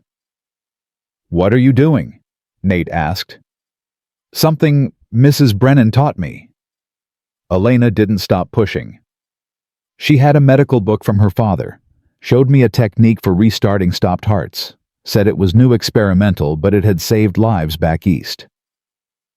Push, push, push. 2 more breaths. Push, push, push. "Come on, Mrs. Brennan. You taught me to be brave. Now you be brave." The other settlers had gathered around, watching in stunned silence. This girl, barely 18, refusing to accept death, fighting for her teacher with everything she had. Push, push, push. Breathe, breathe. Push, push, push. Nothing. Elena's arms were shaking with exhaustion, but she didn't stop. "Elena?" Her sister touched her shoulder. "It's been too long. Not long enough. Push, push, push. I won't give up. She never gave up on me." Nate watched this fierce young woman fighting for Kate's life with more determination than he'd had, and something cracked open in his chest. Shame. Hot and acidic. He'd given up. He'd held Kate and accepted her death and let go. But Elena hadn't. Elena was fighting. "Let me help." Nate moved beside her. "Show me what to do." Elena nodded, teaching him the rhythm, even as she continued. 30 pushes, 2 breaths. Don't stop. Don't slow down. We have to force blood to her brain, force air into her lungs. Make her body remember how to live. They worked together. Nate pushing while Elena breathed. 1 minute, 2, 3. "It's not working," someone in the crowd said. "Shut up." Elena's voice was vicious. "It'll work. It has to work." 4 minutes. 5. Nate's arms were burning, but he didn't stop. Couldn't stop. Because Elena was right, giving up meant Kate died for nothing. Fighting meant she might still have a chance, however slim. 6 minutes. Then Kate's body jerked. She coughed a wet, painful sound, and blood spilled from her mouth. Her chest heaved. Her eyes snapped open, wild and terrified. "Hold her," Elena commanded. "She'll panic. Hold her still." Nate pinned Kate's shoulders gently as her body convulsed, trying to breathe, trying to understand why it wasn't dead. She coughed again, more blood, then gasped in a ragged breath. "Kate." Nate's voice shook. "Kate, you're alive. You're breathing. Just breathe." Her eyes found his face, confused, afraid. Then recognition flooded in. "Nate?" Her voice was barely a whisper. "I'm here. You died, but Elena brought you back. You're alive. Hurts." I know it hurts, but you're alive, and that's what matters." Dr. Chen arrived then, Samuel's cousin, the closest thing to a real doctor for 50 miles. He immediately took over examining the wound while Elena explained what she'd done. Remarkable. Dr. Chen was already preparing instruments. "The bullet went through clean, missed major organs. She's lost a lot of blood, and there's infection risk, but—" He looked at Elena with something like awe. "You saved her life, girl. That technique shouldn't work, but it did. Mrs. Brennan saved her own life by teaching me." Elena took Kate's hand. "I'm just repaying the debt." Dr. Chen worked quickly, cleaning and stitching while Kate drifted in and out of consciousness. Nate held her through it all, talking to her when she was aware, keeping vigil when she wasn't. Samuel approached hesitantly. "Nate, I brought wagons. We'll take you both back to my ranch. You can't stay here." Nate looked at the ruins of his cabin. Everything he'd owned was ash now. The letters they'd written, the testimony they'd buried, 3 years of isolation gone in smoke. "The testimony," he said suddenly. "Under the bed.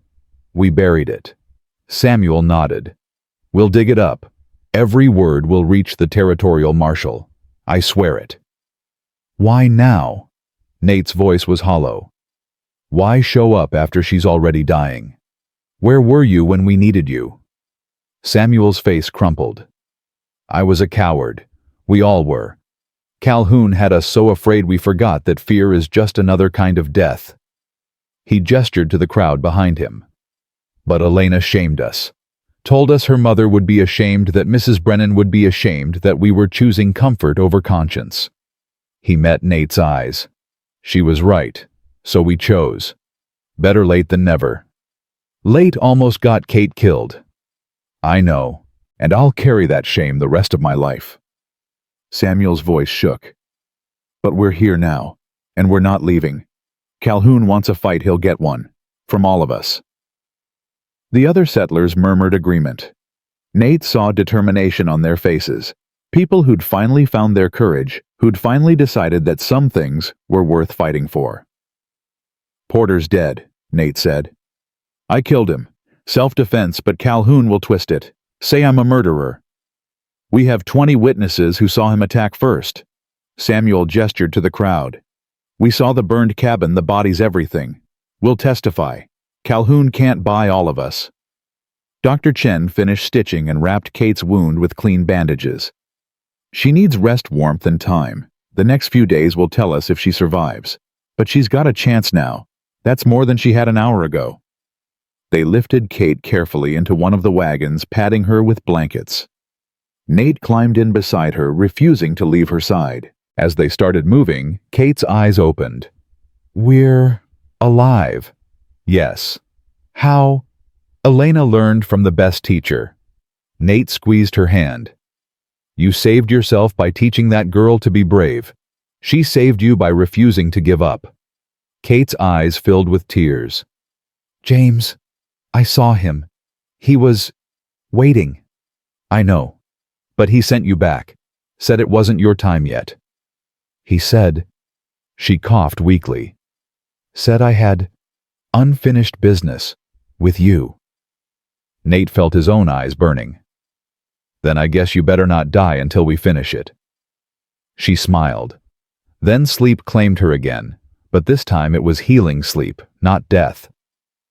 The wagon train moved slowly through the valley toward Samuel's ranch. Behind them, smoke still rose from the ruins of Nate's cabin. But ahead, dawn was breaking properly now, painting the sky in shades of gold and rose. They'd survived. Against impossible odds, they'd survived. But the fight wasn't over. Calhoun was still out there, still powerful, still dangerous. Porter was dead, but there were more hired guns, more corrupt officials, more ways for a rich man to destroy those who opposed him. Nate looked down at Kate's pale face, at the bandages wrapped around her torso, at the steady rise and fall of her chest as she breathed. She'd come so close to death. Too close. And he'd been powerless to stop it, just like he'd been powerless to save Martha and Daniel. But this time was different. This time, the community had come. Elena had fought. Dr. Chen had skills. They'd won narrowly, barely, but they'd won. Maybe that was enough. Maybe surviving impossible odds was its own kind of victory. Samuel rode up beside the wagon. "We'll keep watch at my place, round the clock. No one gets near her without going through all of us." "Thank you." "Don't thank me yet. Thank me when Calhoun's in prison and Kate's property is returned." Samuel paused. "Nate, what you did standing against Calhoun when everyone else was too afraid, that took real courage." "Courage or stupidity? I'm not sure which. Does it matter? You stood. That's what counts." Samuel looked back at the other settlers following them. "You reminded us what honor looks like. We forgot living under Calhoun's thumb. But you and Kate, you showed us it's possible to fight back, to win." "We didn't win. We barely survived." "Sometimes that's the same thing." They reached Samuel's ranch by mid-morning. It was larger than Nate's place had been, with a proper house and multiple outbuildings.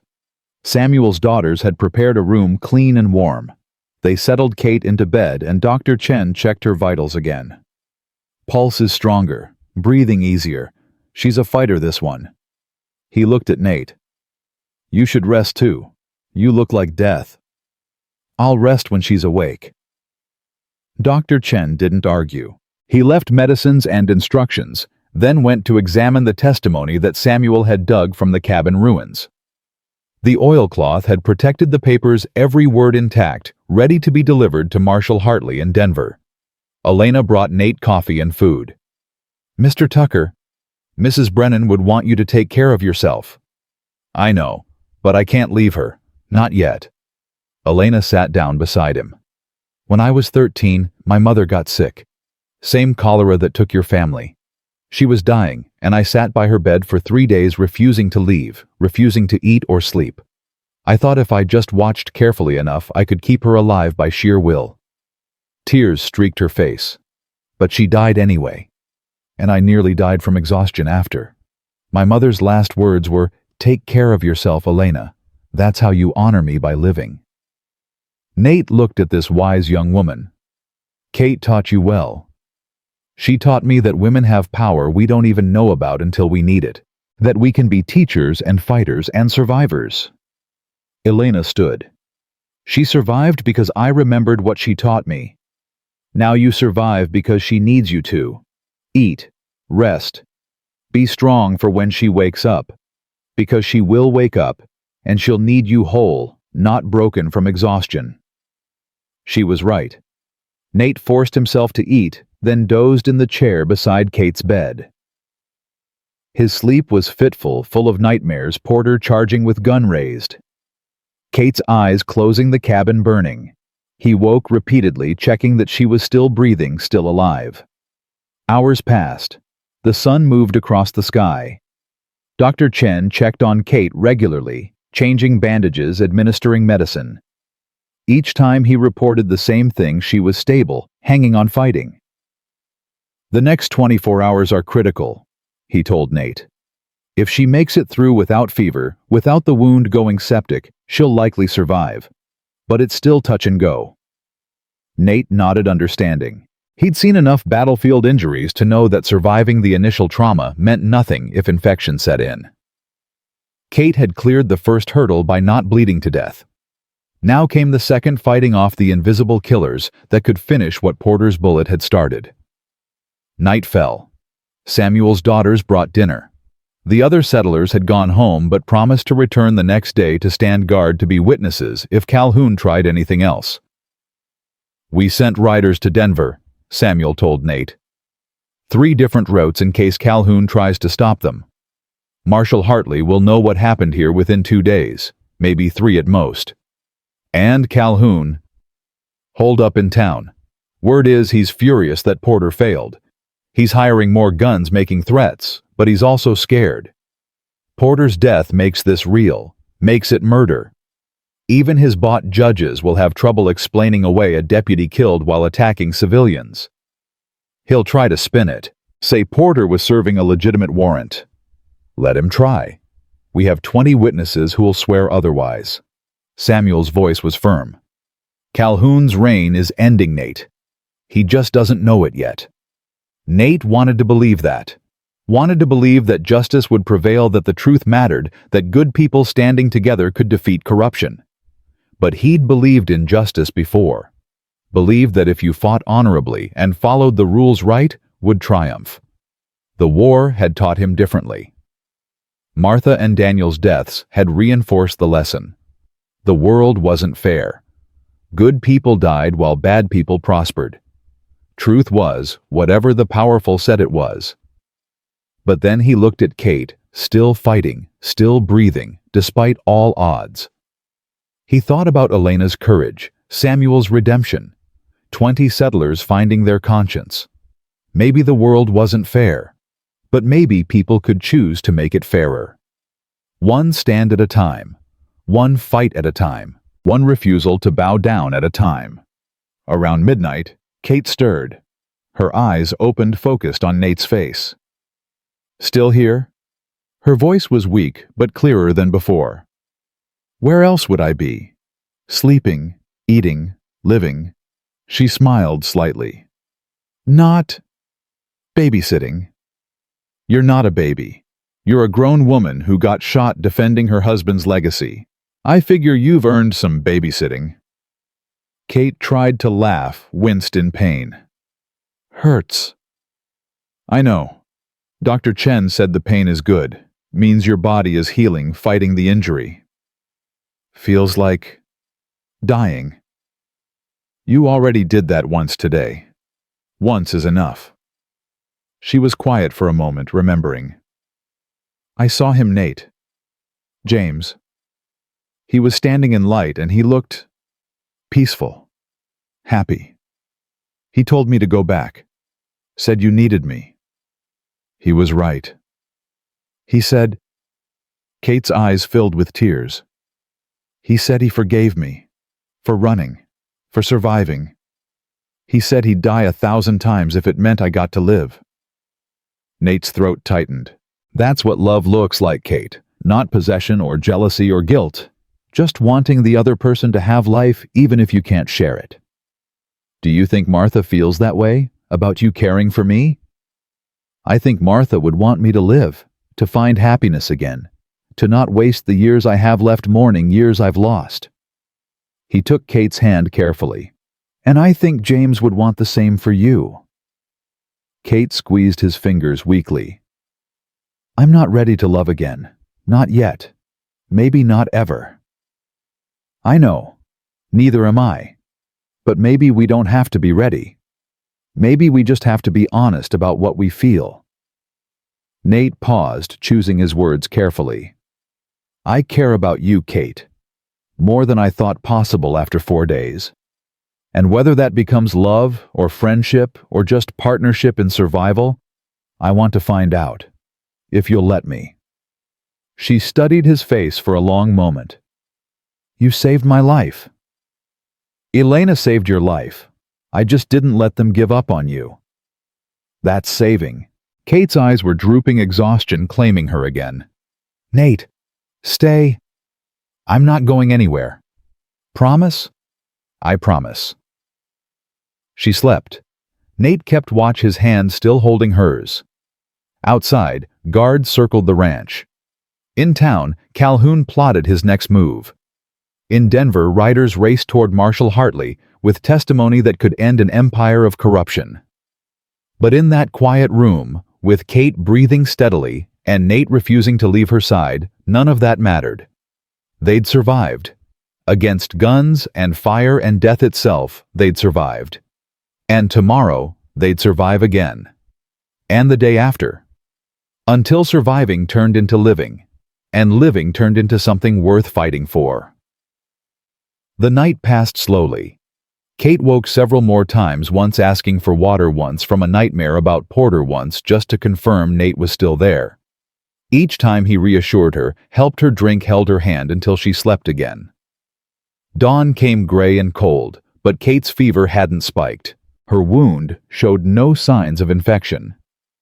Dr. Chen checked her in the early morning and pronounced her stable. "She's got a constitution like iron," he said admiringly.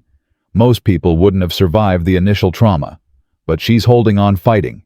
Give her another day or two and I think she'll pull through." Nate allowed himself to hope. The riders came on the third day. Nate was dozing in the chair beside Kate's bed when Elena burst through the door, breathless and pale. "Mr. Tucker, armed men approaching. At least 8, maybe more. They're flying a marshal's flag, but Papa doesn't trust it." Nate was on his feet, instantly reaching for his rifle. Kate's eyes opened at the commotion. "What's happening?" "Stay here. Keep quiet." He checked the rifle's load. Could be Calhoun's men pretending to be law. Could be actual law coming to arrest me for Porter's death. Either way, it's not good. "Don't go!" Kate tried to sit up, gasped in pain. "Nate, please. They'll kill you. They'll have to get through 20 armed settlers first." He squeezed her hand quickly. "I'll be back, I promise." Outside, Samuel had organized the defenders. Men lined the porch and windows, rifles ready. Women and children were hidden in the root cellar. It looked like a fortress, which was exactly what they needed if this went badly. The riders stopped 50 yards out. At their head was a man in his 60s wearing a genuine U.S. Marshal's badge, not the tin star Porter had flashed. He sat his horse with military bearing, and even from a distance, Nate recognized him. Bill Hartley. Relief flooded through him. "It's okay. Stand down. That's the territorial marshal." Samuel looked skeptical. "You're sure?" "I served with him during the war. He's honest as they come. If he's here, it means our testimony reached him." Nate stepped off the porch, rifle lowered but still held. "Marshal Hartley Nathan Tucker. We served together at Gettysburg." The marshal dismounted and approached on foot, hands visible. "Nathan Tucker, I'll be damned. Last I heard, you'd gone to ground up here, sworn off humanity entirely." "I did. Then humanity came knocking in the form of a bleeding widow and a corrupt land baron." Hartley's weathered face was grim. "I got 3 separate testimonies, all telling the same story. Milton Calhoun, forgery, murder, land theft. That true?" "Every word. You'll find Deputy Porter's body at my burned cabin. He attacked us under false pretenses, tried to kill Mrs. Brennan. I shot him in self-defense. We have 20 witnesses." "I'm not here about Porter." Hartley gestured to his men. "I'm here about Calhoun. Been investigating him for 6 months on suspicion of fraud. Your testimony gave me what I needed, direct evidence, names, dates, a murder victim. I've got federal warrants for Calhoun and 4 of his associates." Nate felt something like hope flicker in his chest. He's not above federal jurisdiction. Nobody is. Calhoun's been playing in state and county courts where he owns the judges. But this crosses territorial lines, involves federal land claims. He can't buy his way out of this. Hartley paused. "Where's Mrs. Brennan? I need her testimony." "She was shot 3 days ago. She's alive, but barely. Dr. Chen says she needs rest, no stress." "I'll be gentle, but I need to hear her account directly, and I need to see that deed." Hartley's voice softened. "Nathan, I know what you've been through. Losing Martha and Daniel nearly broke you. But what you did here standing up for this woman fighting Calhoun, that took real courage. The kind of courage I remember from the war.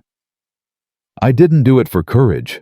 I did it because sitting back and letting evil win felt worse than dying.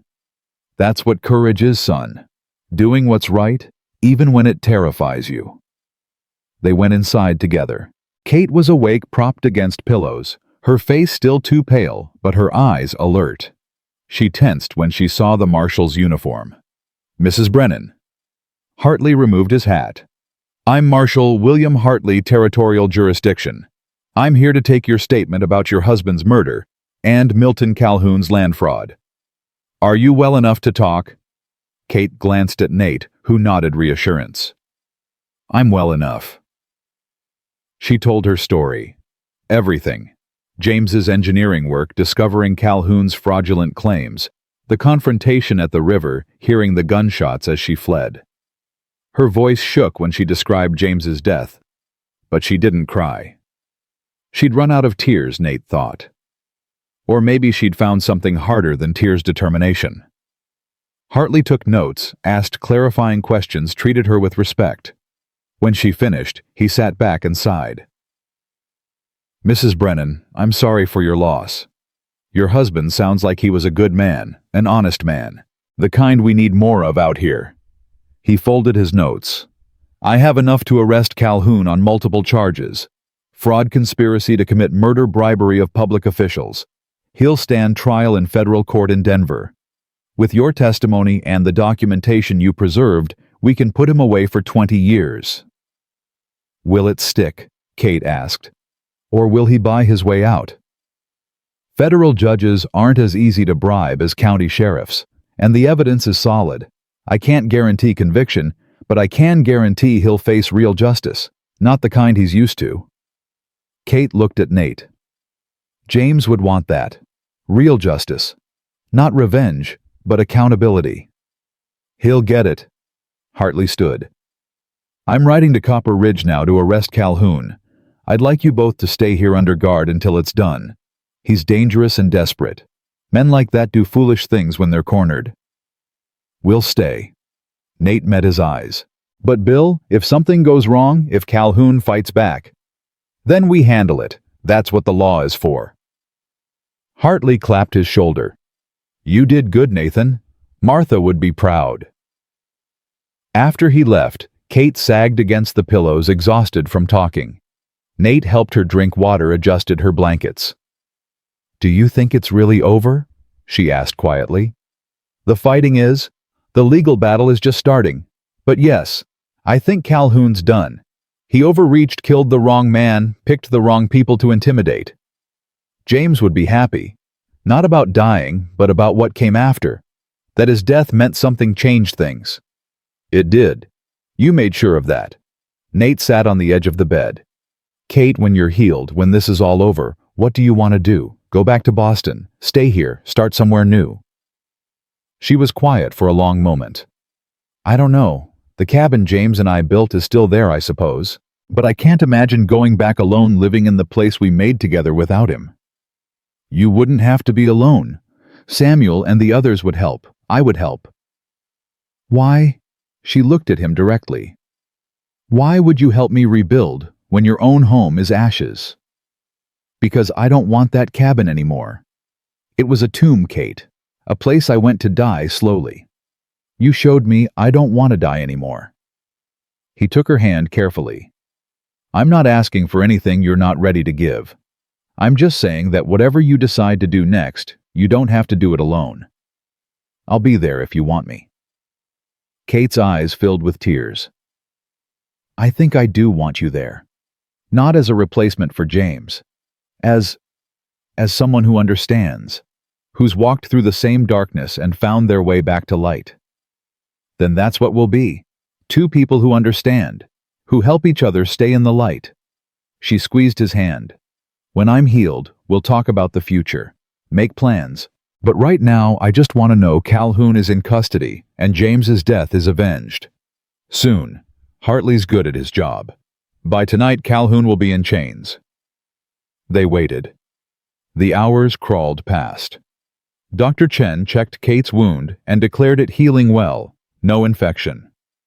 Elena brought food gossip from town people were talking, choosing sides, realizing that standing up to Calhoun had been possible all along if they'd just found the courage.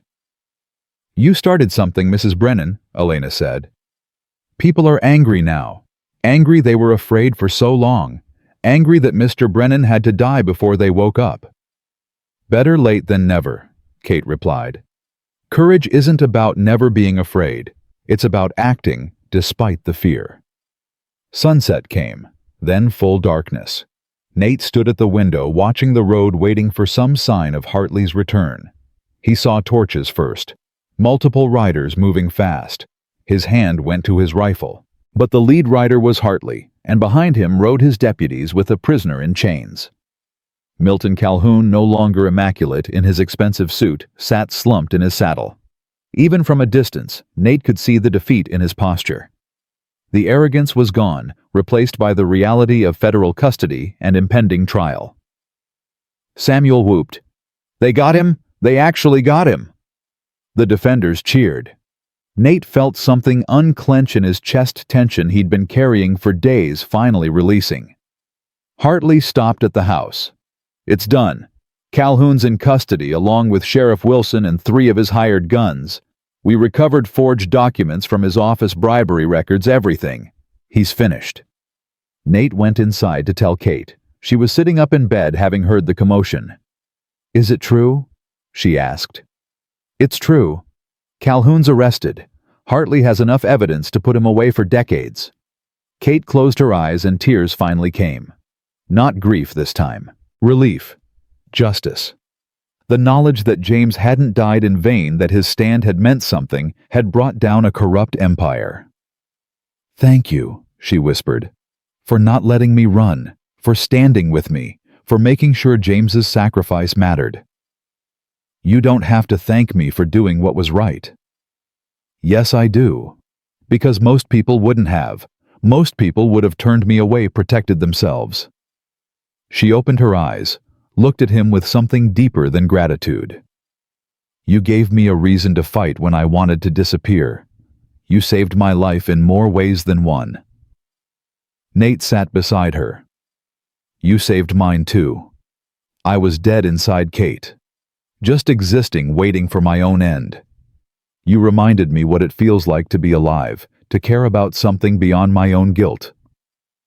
"So what do we do now? 2 broken people who found each other in the worst circumstances.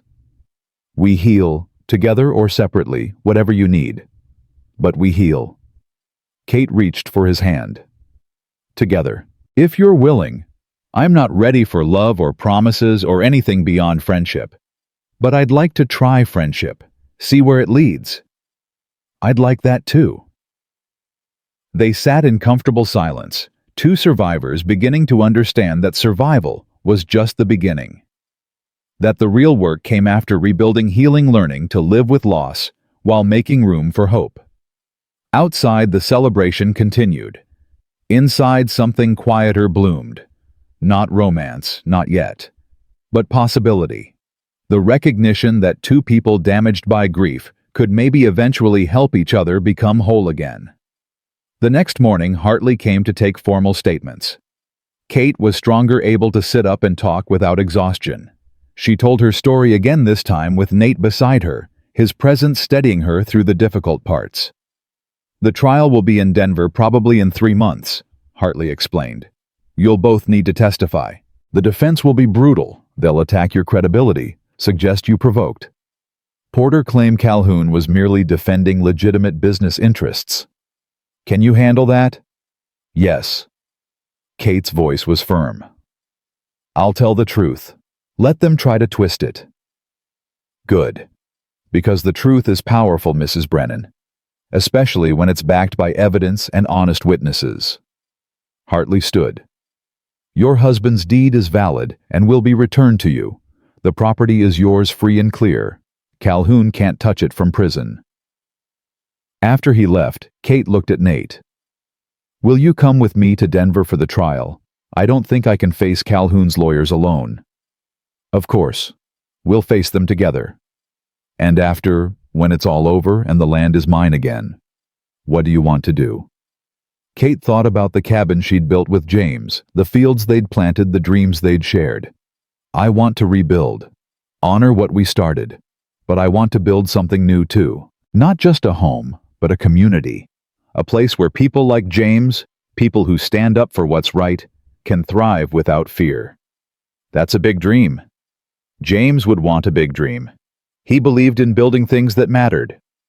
She looked at Nate. Would you help me? Not as a hired hand or out of obligation, but as a partner, someone who believes in the same dream. Nate felt something warm spread through his chest. Purpose. Real purpose, not just survival. I'd be honored. It won't be easy. Building takes time, effort, failure, and trying again.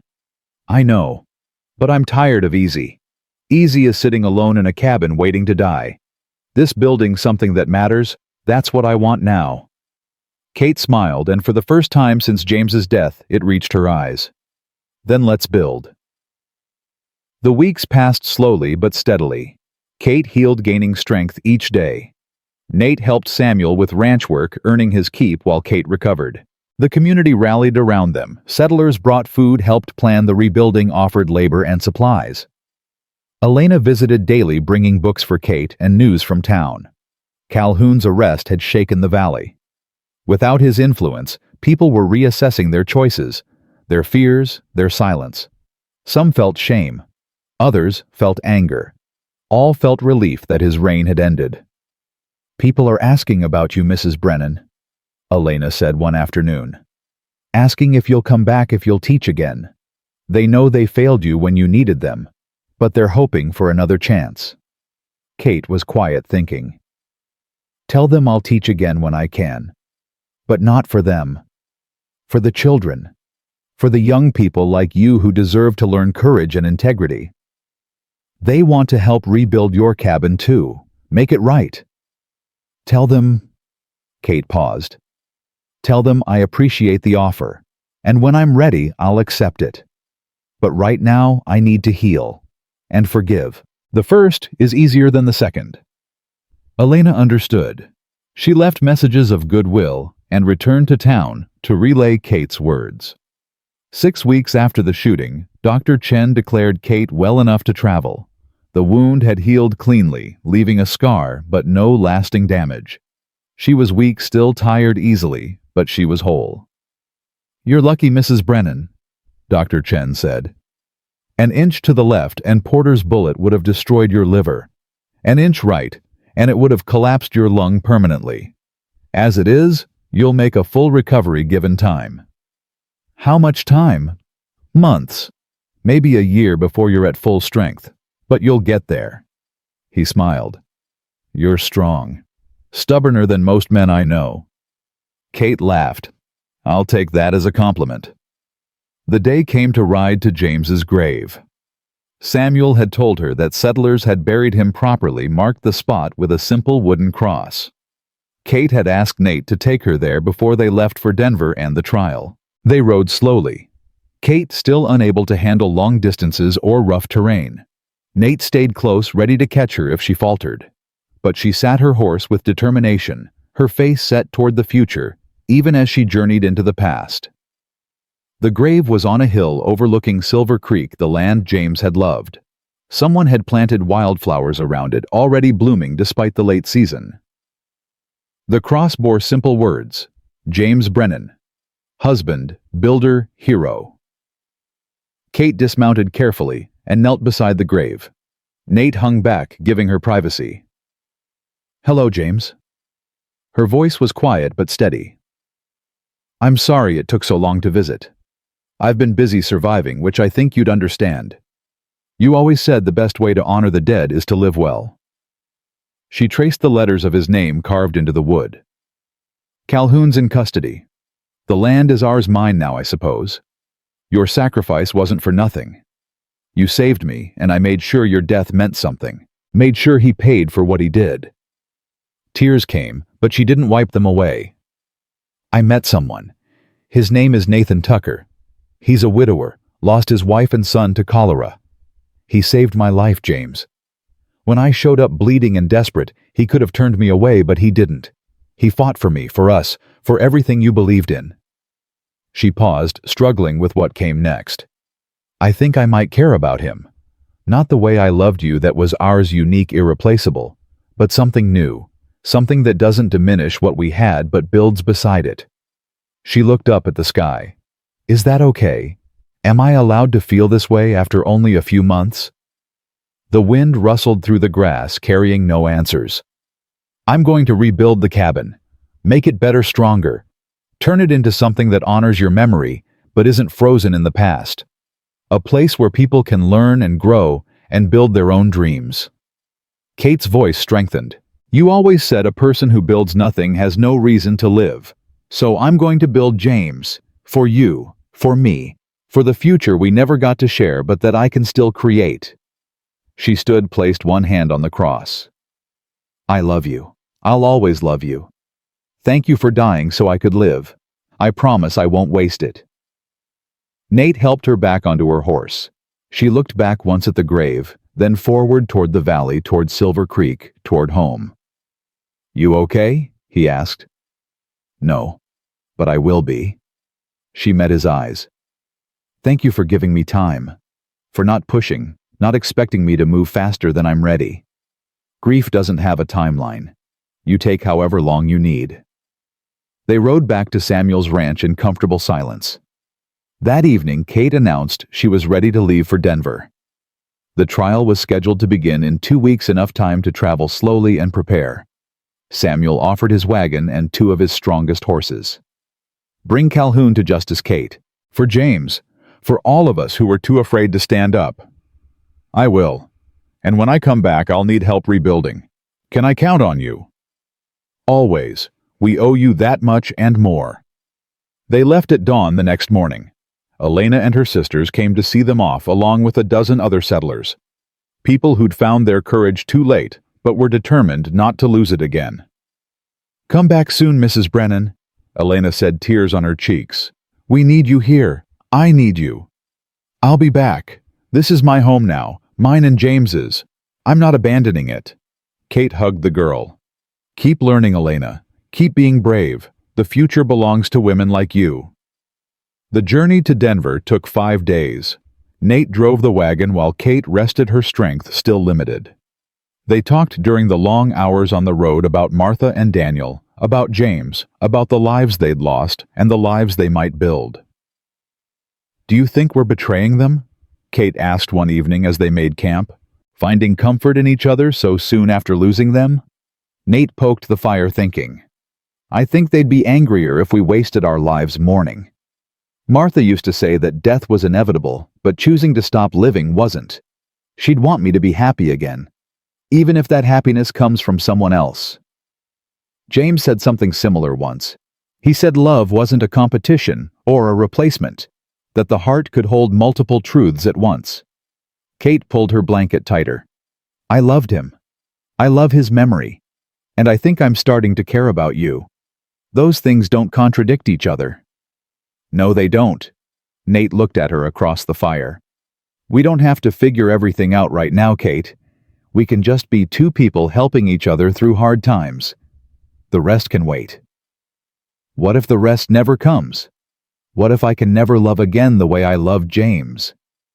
"Then we'll be friends, partners, 2 people who stood together and survived. That's enough for me if it's enough for you." Kate smiled. "It's enough. More than enough." They reached Denver on a cold afternoon, the city sprawling and busy, so different from the quiet valley they'd left. Hartley had arranged rooms for them at a boarding house near the courthouse, separate rooms, with clear propriety. Kate was grateful for his thoughtfulness. Rumors could damage her testimony, and they needed every advantage. The trial began 3 days later. The courtroom was packed with spectators, journalists, and curiosity seekers. Calhoun sat at the defense table in a fine suit, looking every inch the respectable businessman. His lawyers were expensive and ruthless. Kate testified first. She wore her best dress, mended where Porter's bullet had torn it, and told her story with quiet dignity. The defense attorney tried to rattle her, suggesting she'd misunderstood James's research, that her grief had clouded her judgment, that she'd provoked the confrontation at the river. "Mrs. Brennan, isn't it true that your husband drew his weapon first?" the attorney asked smoothly. "My husband was defending our legal property from armed men who'd threatened us repeatedly." "But he initiated the violence." "He defended himself. There's a difference." "A difference you're inventing to justify your vendetta against my client." Kate's voice went cold. "My husband is dead because your client wanted land he had no right to. That's not a vendetta. That's fact." The attorney tried other angles, questioning her character, her motives, her reliability. But Kate held firm, backed by documentation, witness testimony, and the simple truth of her story. Nate testified next, describing the siege porter's attack, Calhoun's threats. His military background gave him credibility, and the defense struggled to undermine his account. Other witnesses followed. Samuel Rodriguez, testifying about Calhoun's intimidation tactics. Dr. Chen describing Kate's injuries. Elena explaining how she'd learned life-saving techniques from Kate's teaching. Marshall Hartley presenting the evidence they'd recovered from Calhoun's office. The trial lasted 2 weeks. Every day, Kate sat in the courtroom watching justice slowly, methodically build its case. Calhoun's lawyers were good, but they couldn't overcome the weight of evidence, the number of witnesses, the documented fraud. On the final day, the jury deliberated for 6 hours. Kate and Nate waited in the corridor, holding hands, barely speaking. When the verdict came, the courtroom erupted. Guilty on all counts. Calhoun's face went white. His lawyers immediately filed for appeal, but the judge set bail impossibly high. Calhoun would remain in custody pending sentencing.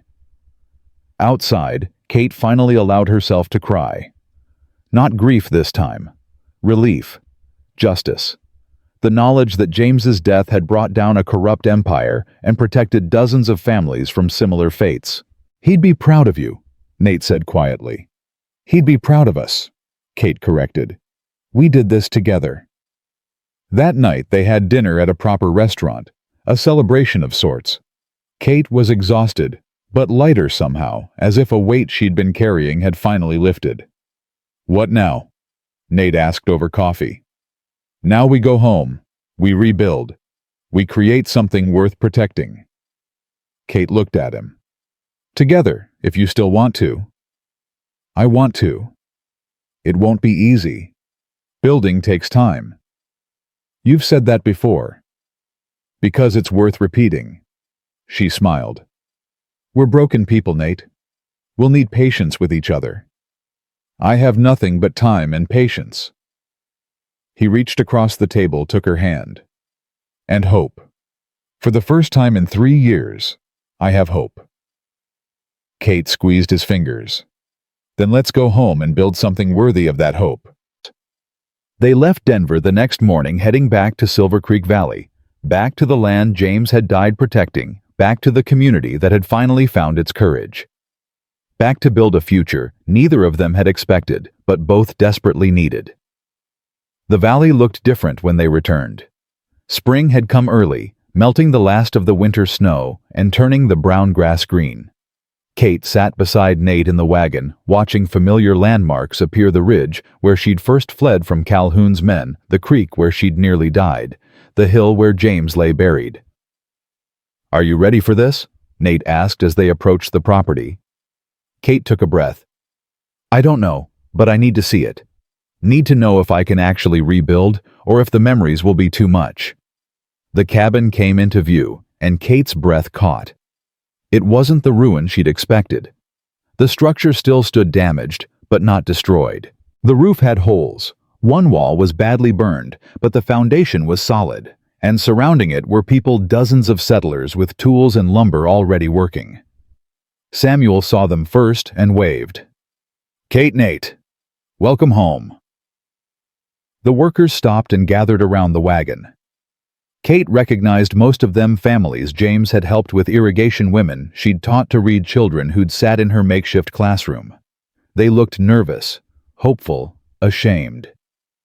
"We know we failed you before," Samuel said, speaking for all of them. When you needed us most, we chose fear over friendship. We can't undo that. But we can help you rebuild, if you'll let us." Kate climbed down from the wagon slowly, her wound still tender. She walked to the cabin, ran her hand over the scorched wood. This was the doorframe James had carved their initials into. This was the window where she'd watched him work the fields. This was home damaged, but not destroyed. "My husband believed in second chances," she said finally. "He believed people could change, could find their courage even after losing it." She turned to face the gathered settlers. "I believe that too. So yes, I'll let you help. Not because you owe me, but because this is what communities do. They build together." The tension broke. People moved forward, offering condolences, apologies, promises of labor and materials. Elena pushed through the crowd and hugged Kate fiercely. "I'm so glad you're back. I've been trying to keep teaching the children, but I'm not as good as you. You're better than you think." Kate held her at arm's length. "You saved my life, Elena. That took knowledge and courage. You'll make an excellent teacher." "Will you help me? Show me how?" "Of course. That's what we'll build here, not just a cabin, but a school. A real school where children can learn reading, writing, mathematics. Where young women like you can prepare for futures beyond just marriage and childbearing." Elena's eyes lit up. "A real school here. Why not? This valley needs educated people. People who can read contracts, understand their rights, stand up to men like Calhoun." Kate looked at the gathered crowd. "My husband died protecting this land because he believed in building things that mattered. A school matters. Knowledge matters. Who's willing to help?" Every hand went up. Over the next weeks, the valley transformed. The cabin was repaired and expanded, adding rooms for Kate and eventually for the school. Nate built a small house for himself on the adjacent property, close enough to help, but far enough to preserve propriety. The settlers worked in shifts, bringing lumber, nails, glass for windows, supplies for teaching. Kate and Nate worked side by side, their relationship settling into something comfortable. Not romance, not yet, but partnership. They understood each other's grief, gave each other space when needed, offered support, without demanding more than the other could give. One evening, while painting the new schoolroom walls, Elena asked the question everyone was thinking. "Mrs. Brennan, are you and Mr. Tucker going to get married?" Kate paused, brush in hand. "I don't know. Maybe someday. We're both still healing from losing our spouses. Marriage would feel like rushing, like trying to replace what we lost instead of honoring it." "But you care about him. Anyone can see that." "I do care about him. Very much. But love isn't simple when you've loved and lost before."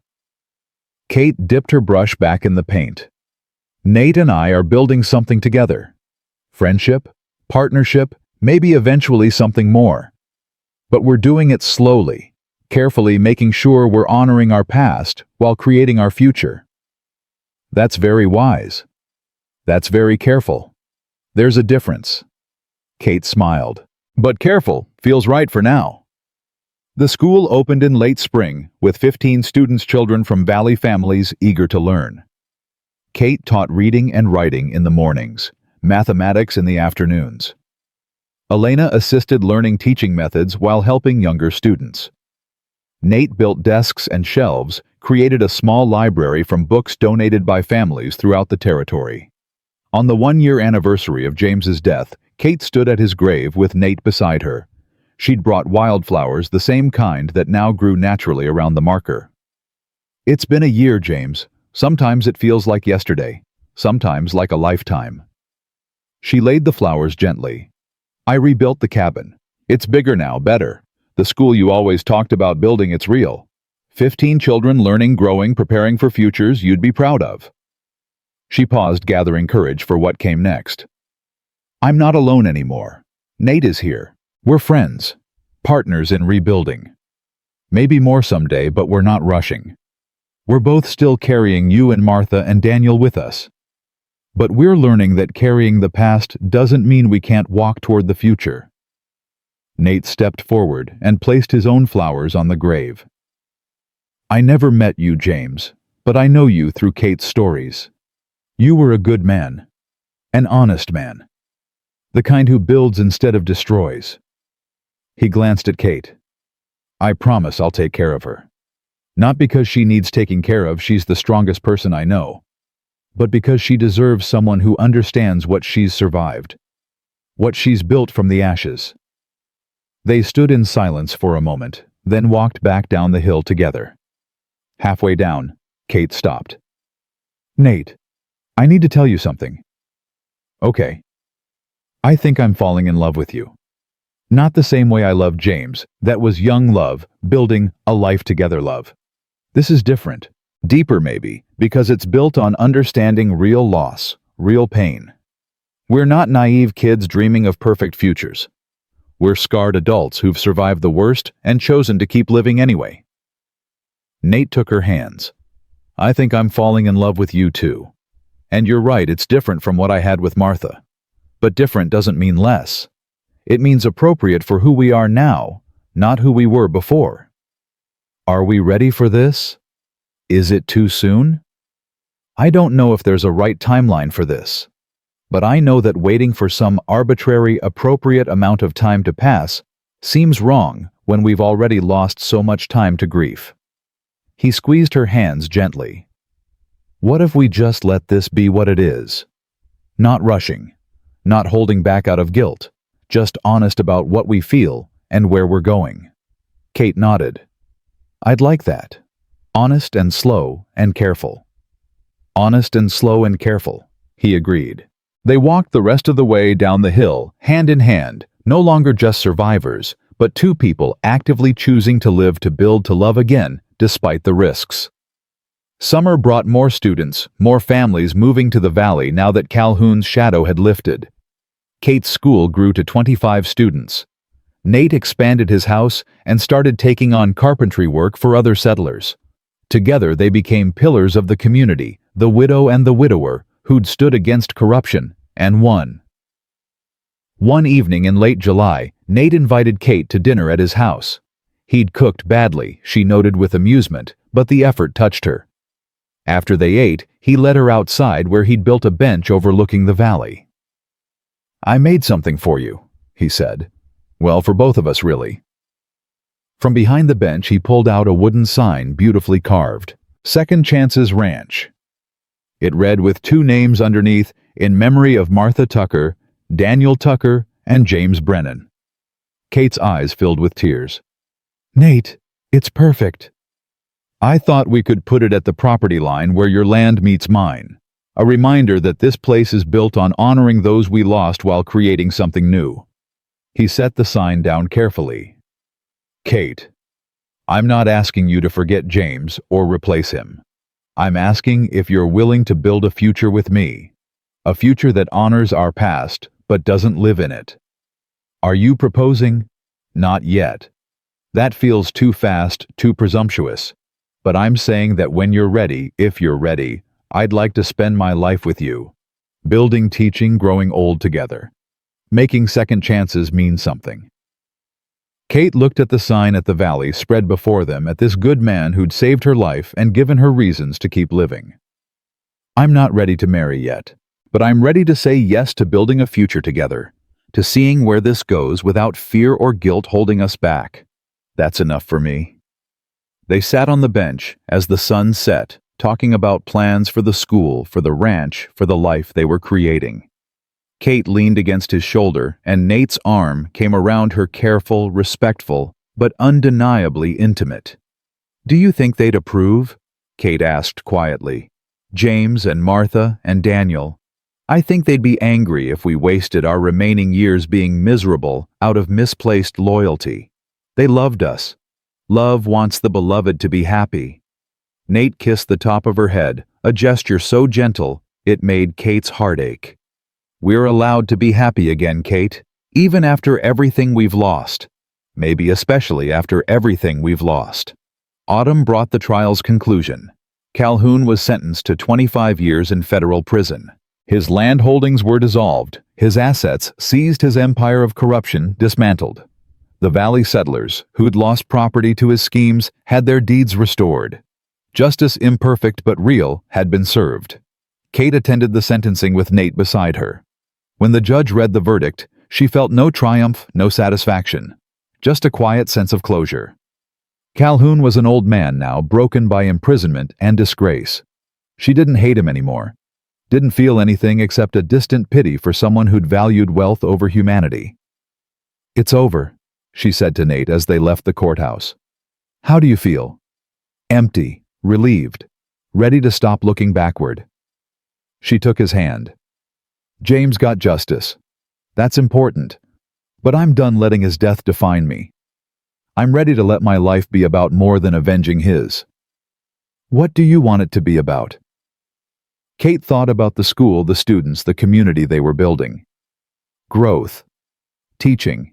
Building things that outlast us.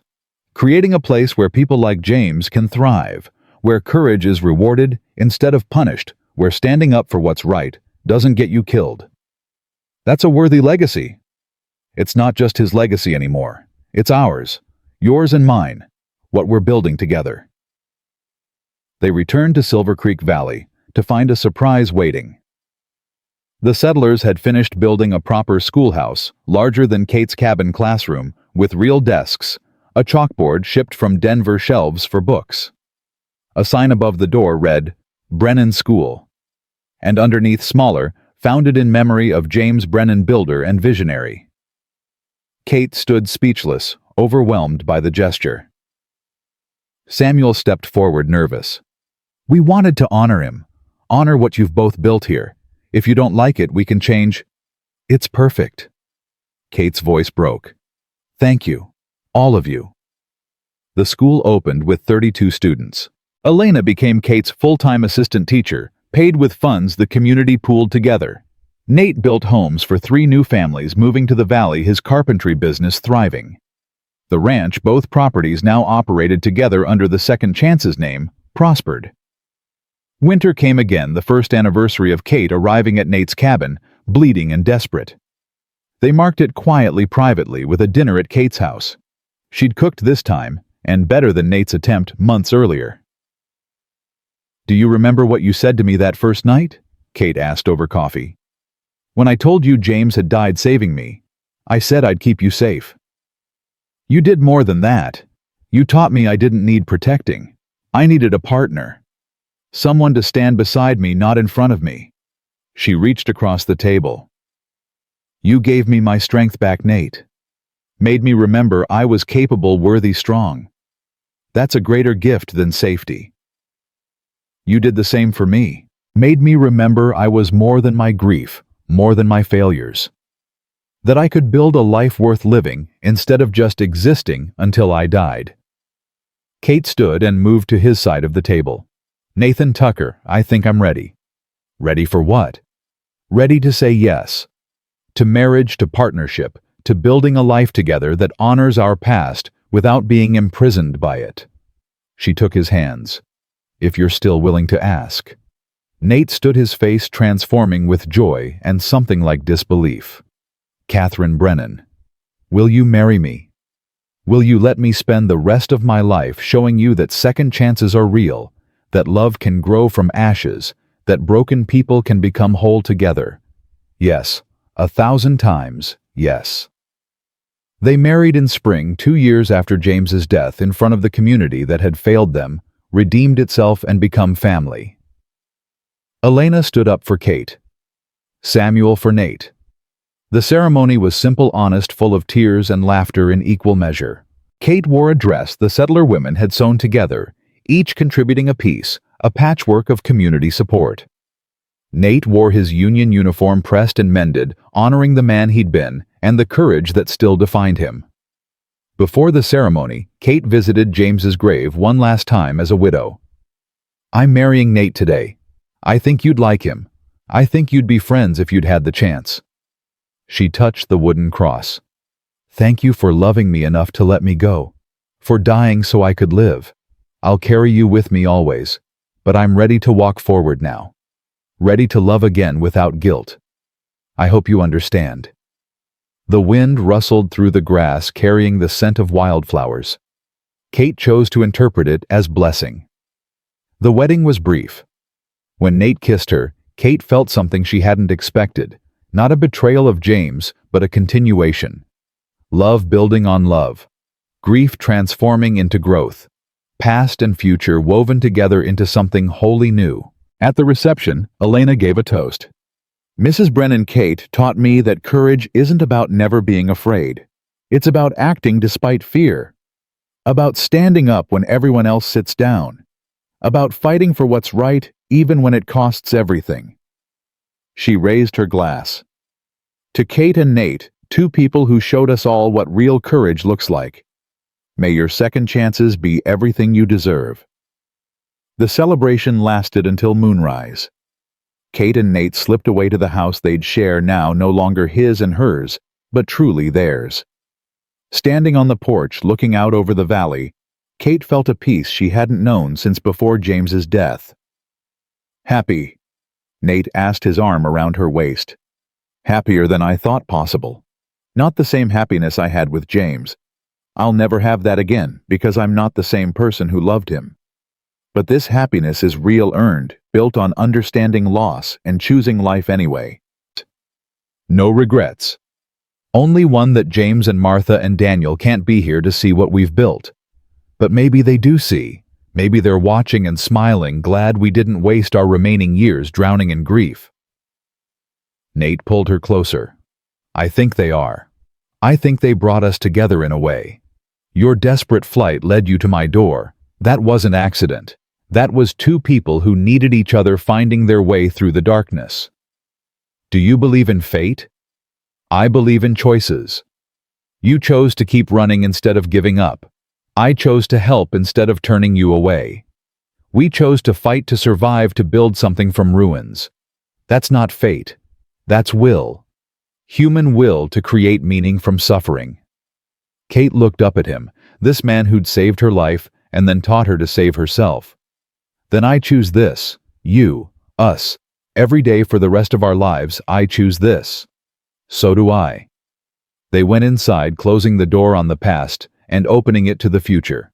Behind them, the valley slept peacefully under starlight. Ahead, years stretched out full of possibility, teaching, building, growing, loving. Two broken people made whole, not by forgetting their first loves, but by honoring them enough to live fully, despite the loss. Years passed. The school grew to 50 students. Elena became a certified teacher herself, opening a second school in the next valley. Kate and Nate expanded Second Chances Ranch, taking in orphans and widows, creating a place where people rebuilding their lives could find support and community. They never had children of their own. Kate's body couldn't bear them after Porter's bullet, but they raised dozens of other people's children, giving them education, hope, futures. On the 10th anniversary of James's death, Kate stood at his grave with Nate and Elena and a dozen former students who'd become teachers, doctors, engineers. People whose lives had been changed by James's sacrifice and Kate's determination to honor it. Thank you, Kate said simply, for dying so I could live, for believing in me enough to fight, for loving me so completely that you set me free with your last breath. She touched the weathered cross. I've lived well, James. Built the school you dreamed of. Loved again differently but deeply.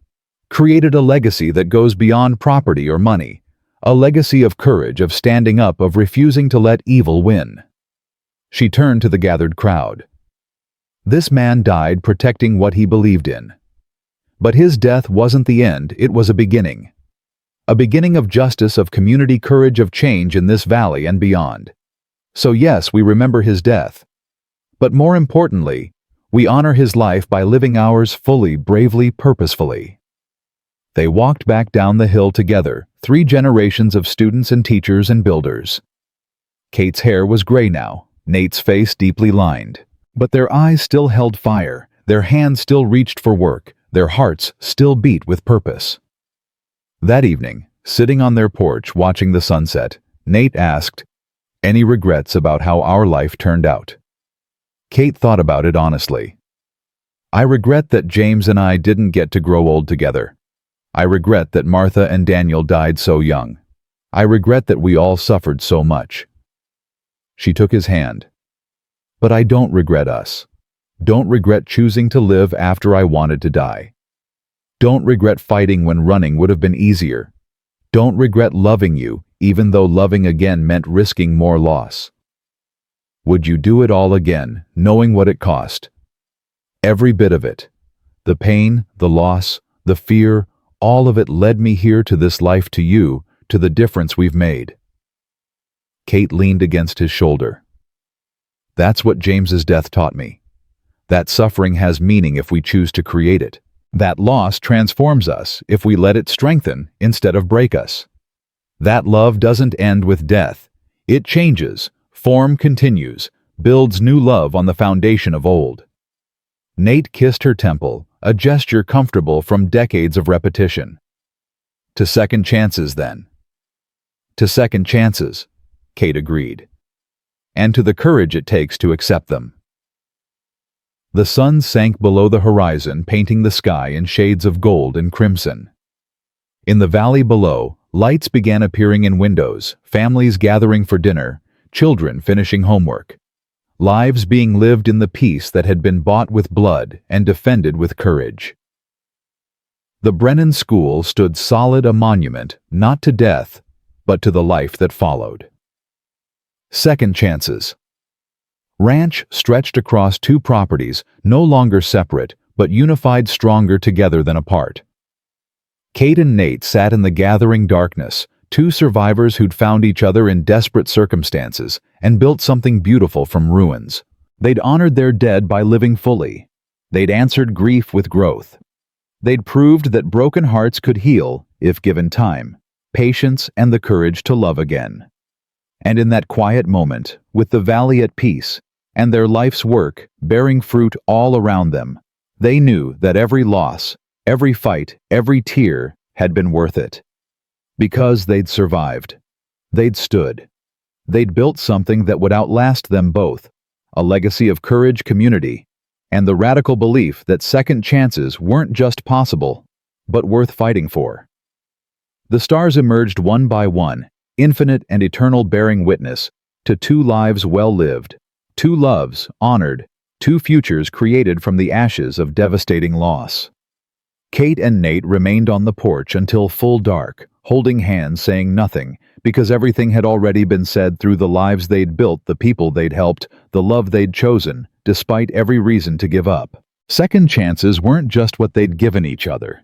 They were what they'd given everyone who'd ever stood in that valley, learned in that school, or heard the story of a widow and a widower who proved that courage meant standing up even when you were terrified, that love meant trying again even after devastating loss, and that the best way to honor the dead was by building lives so full of purpose and meaning that those who came before would be proud of what followed after.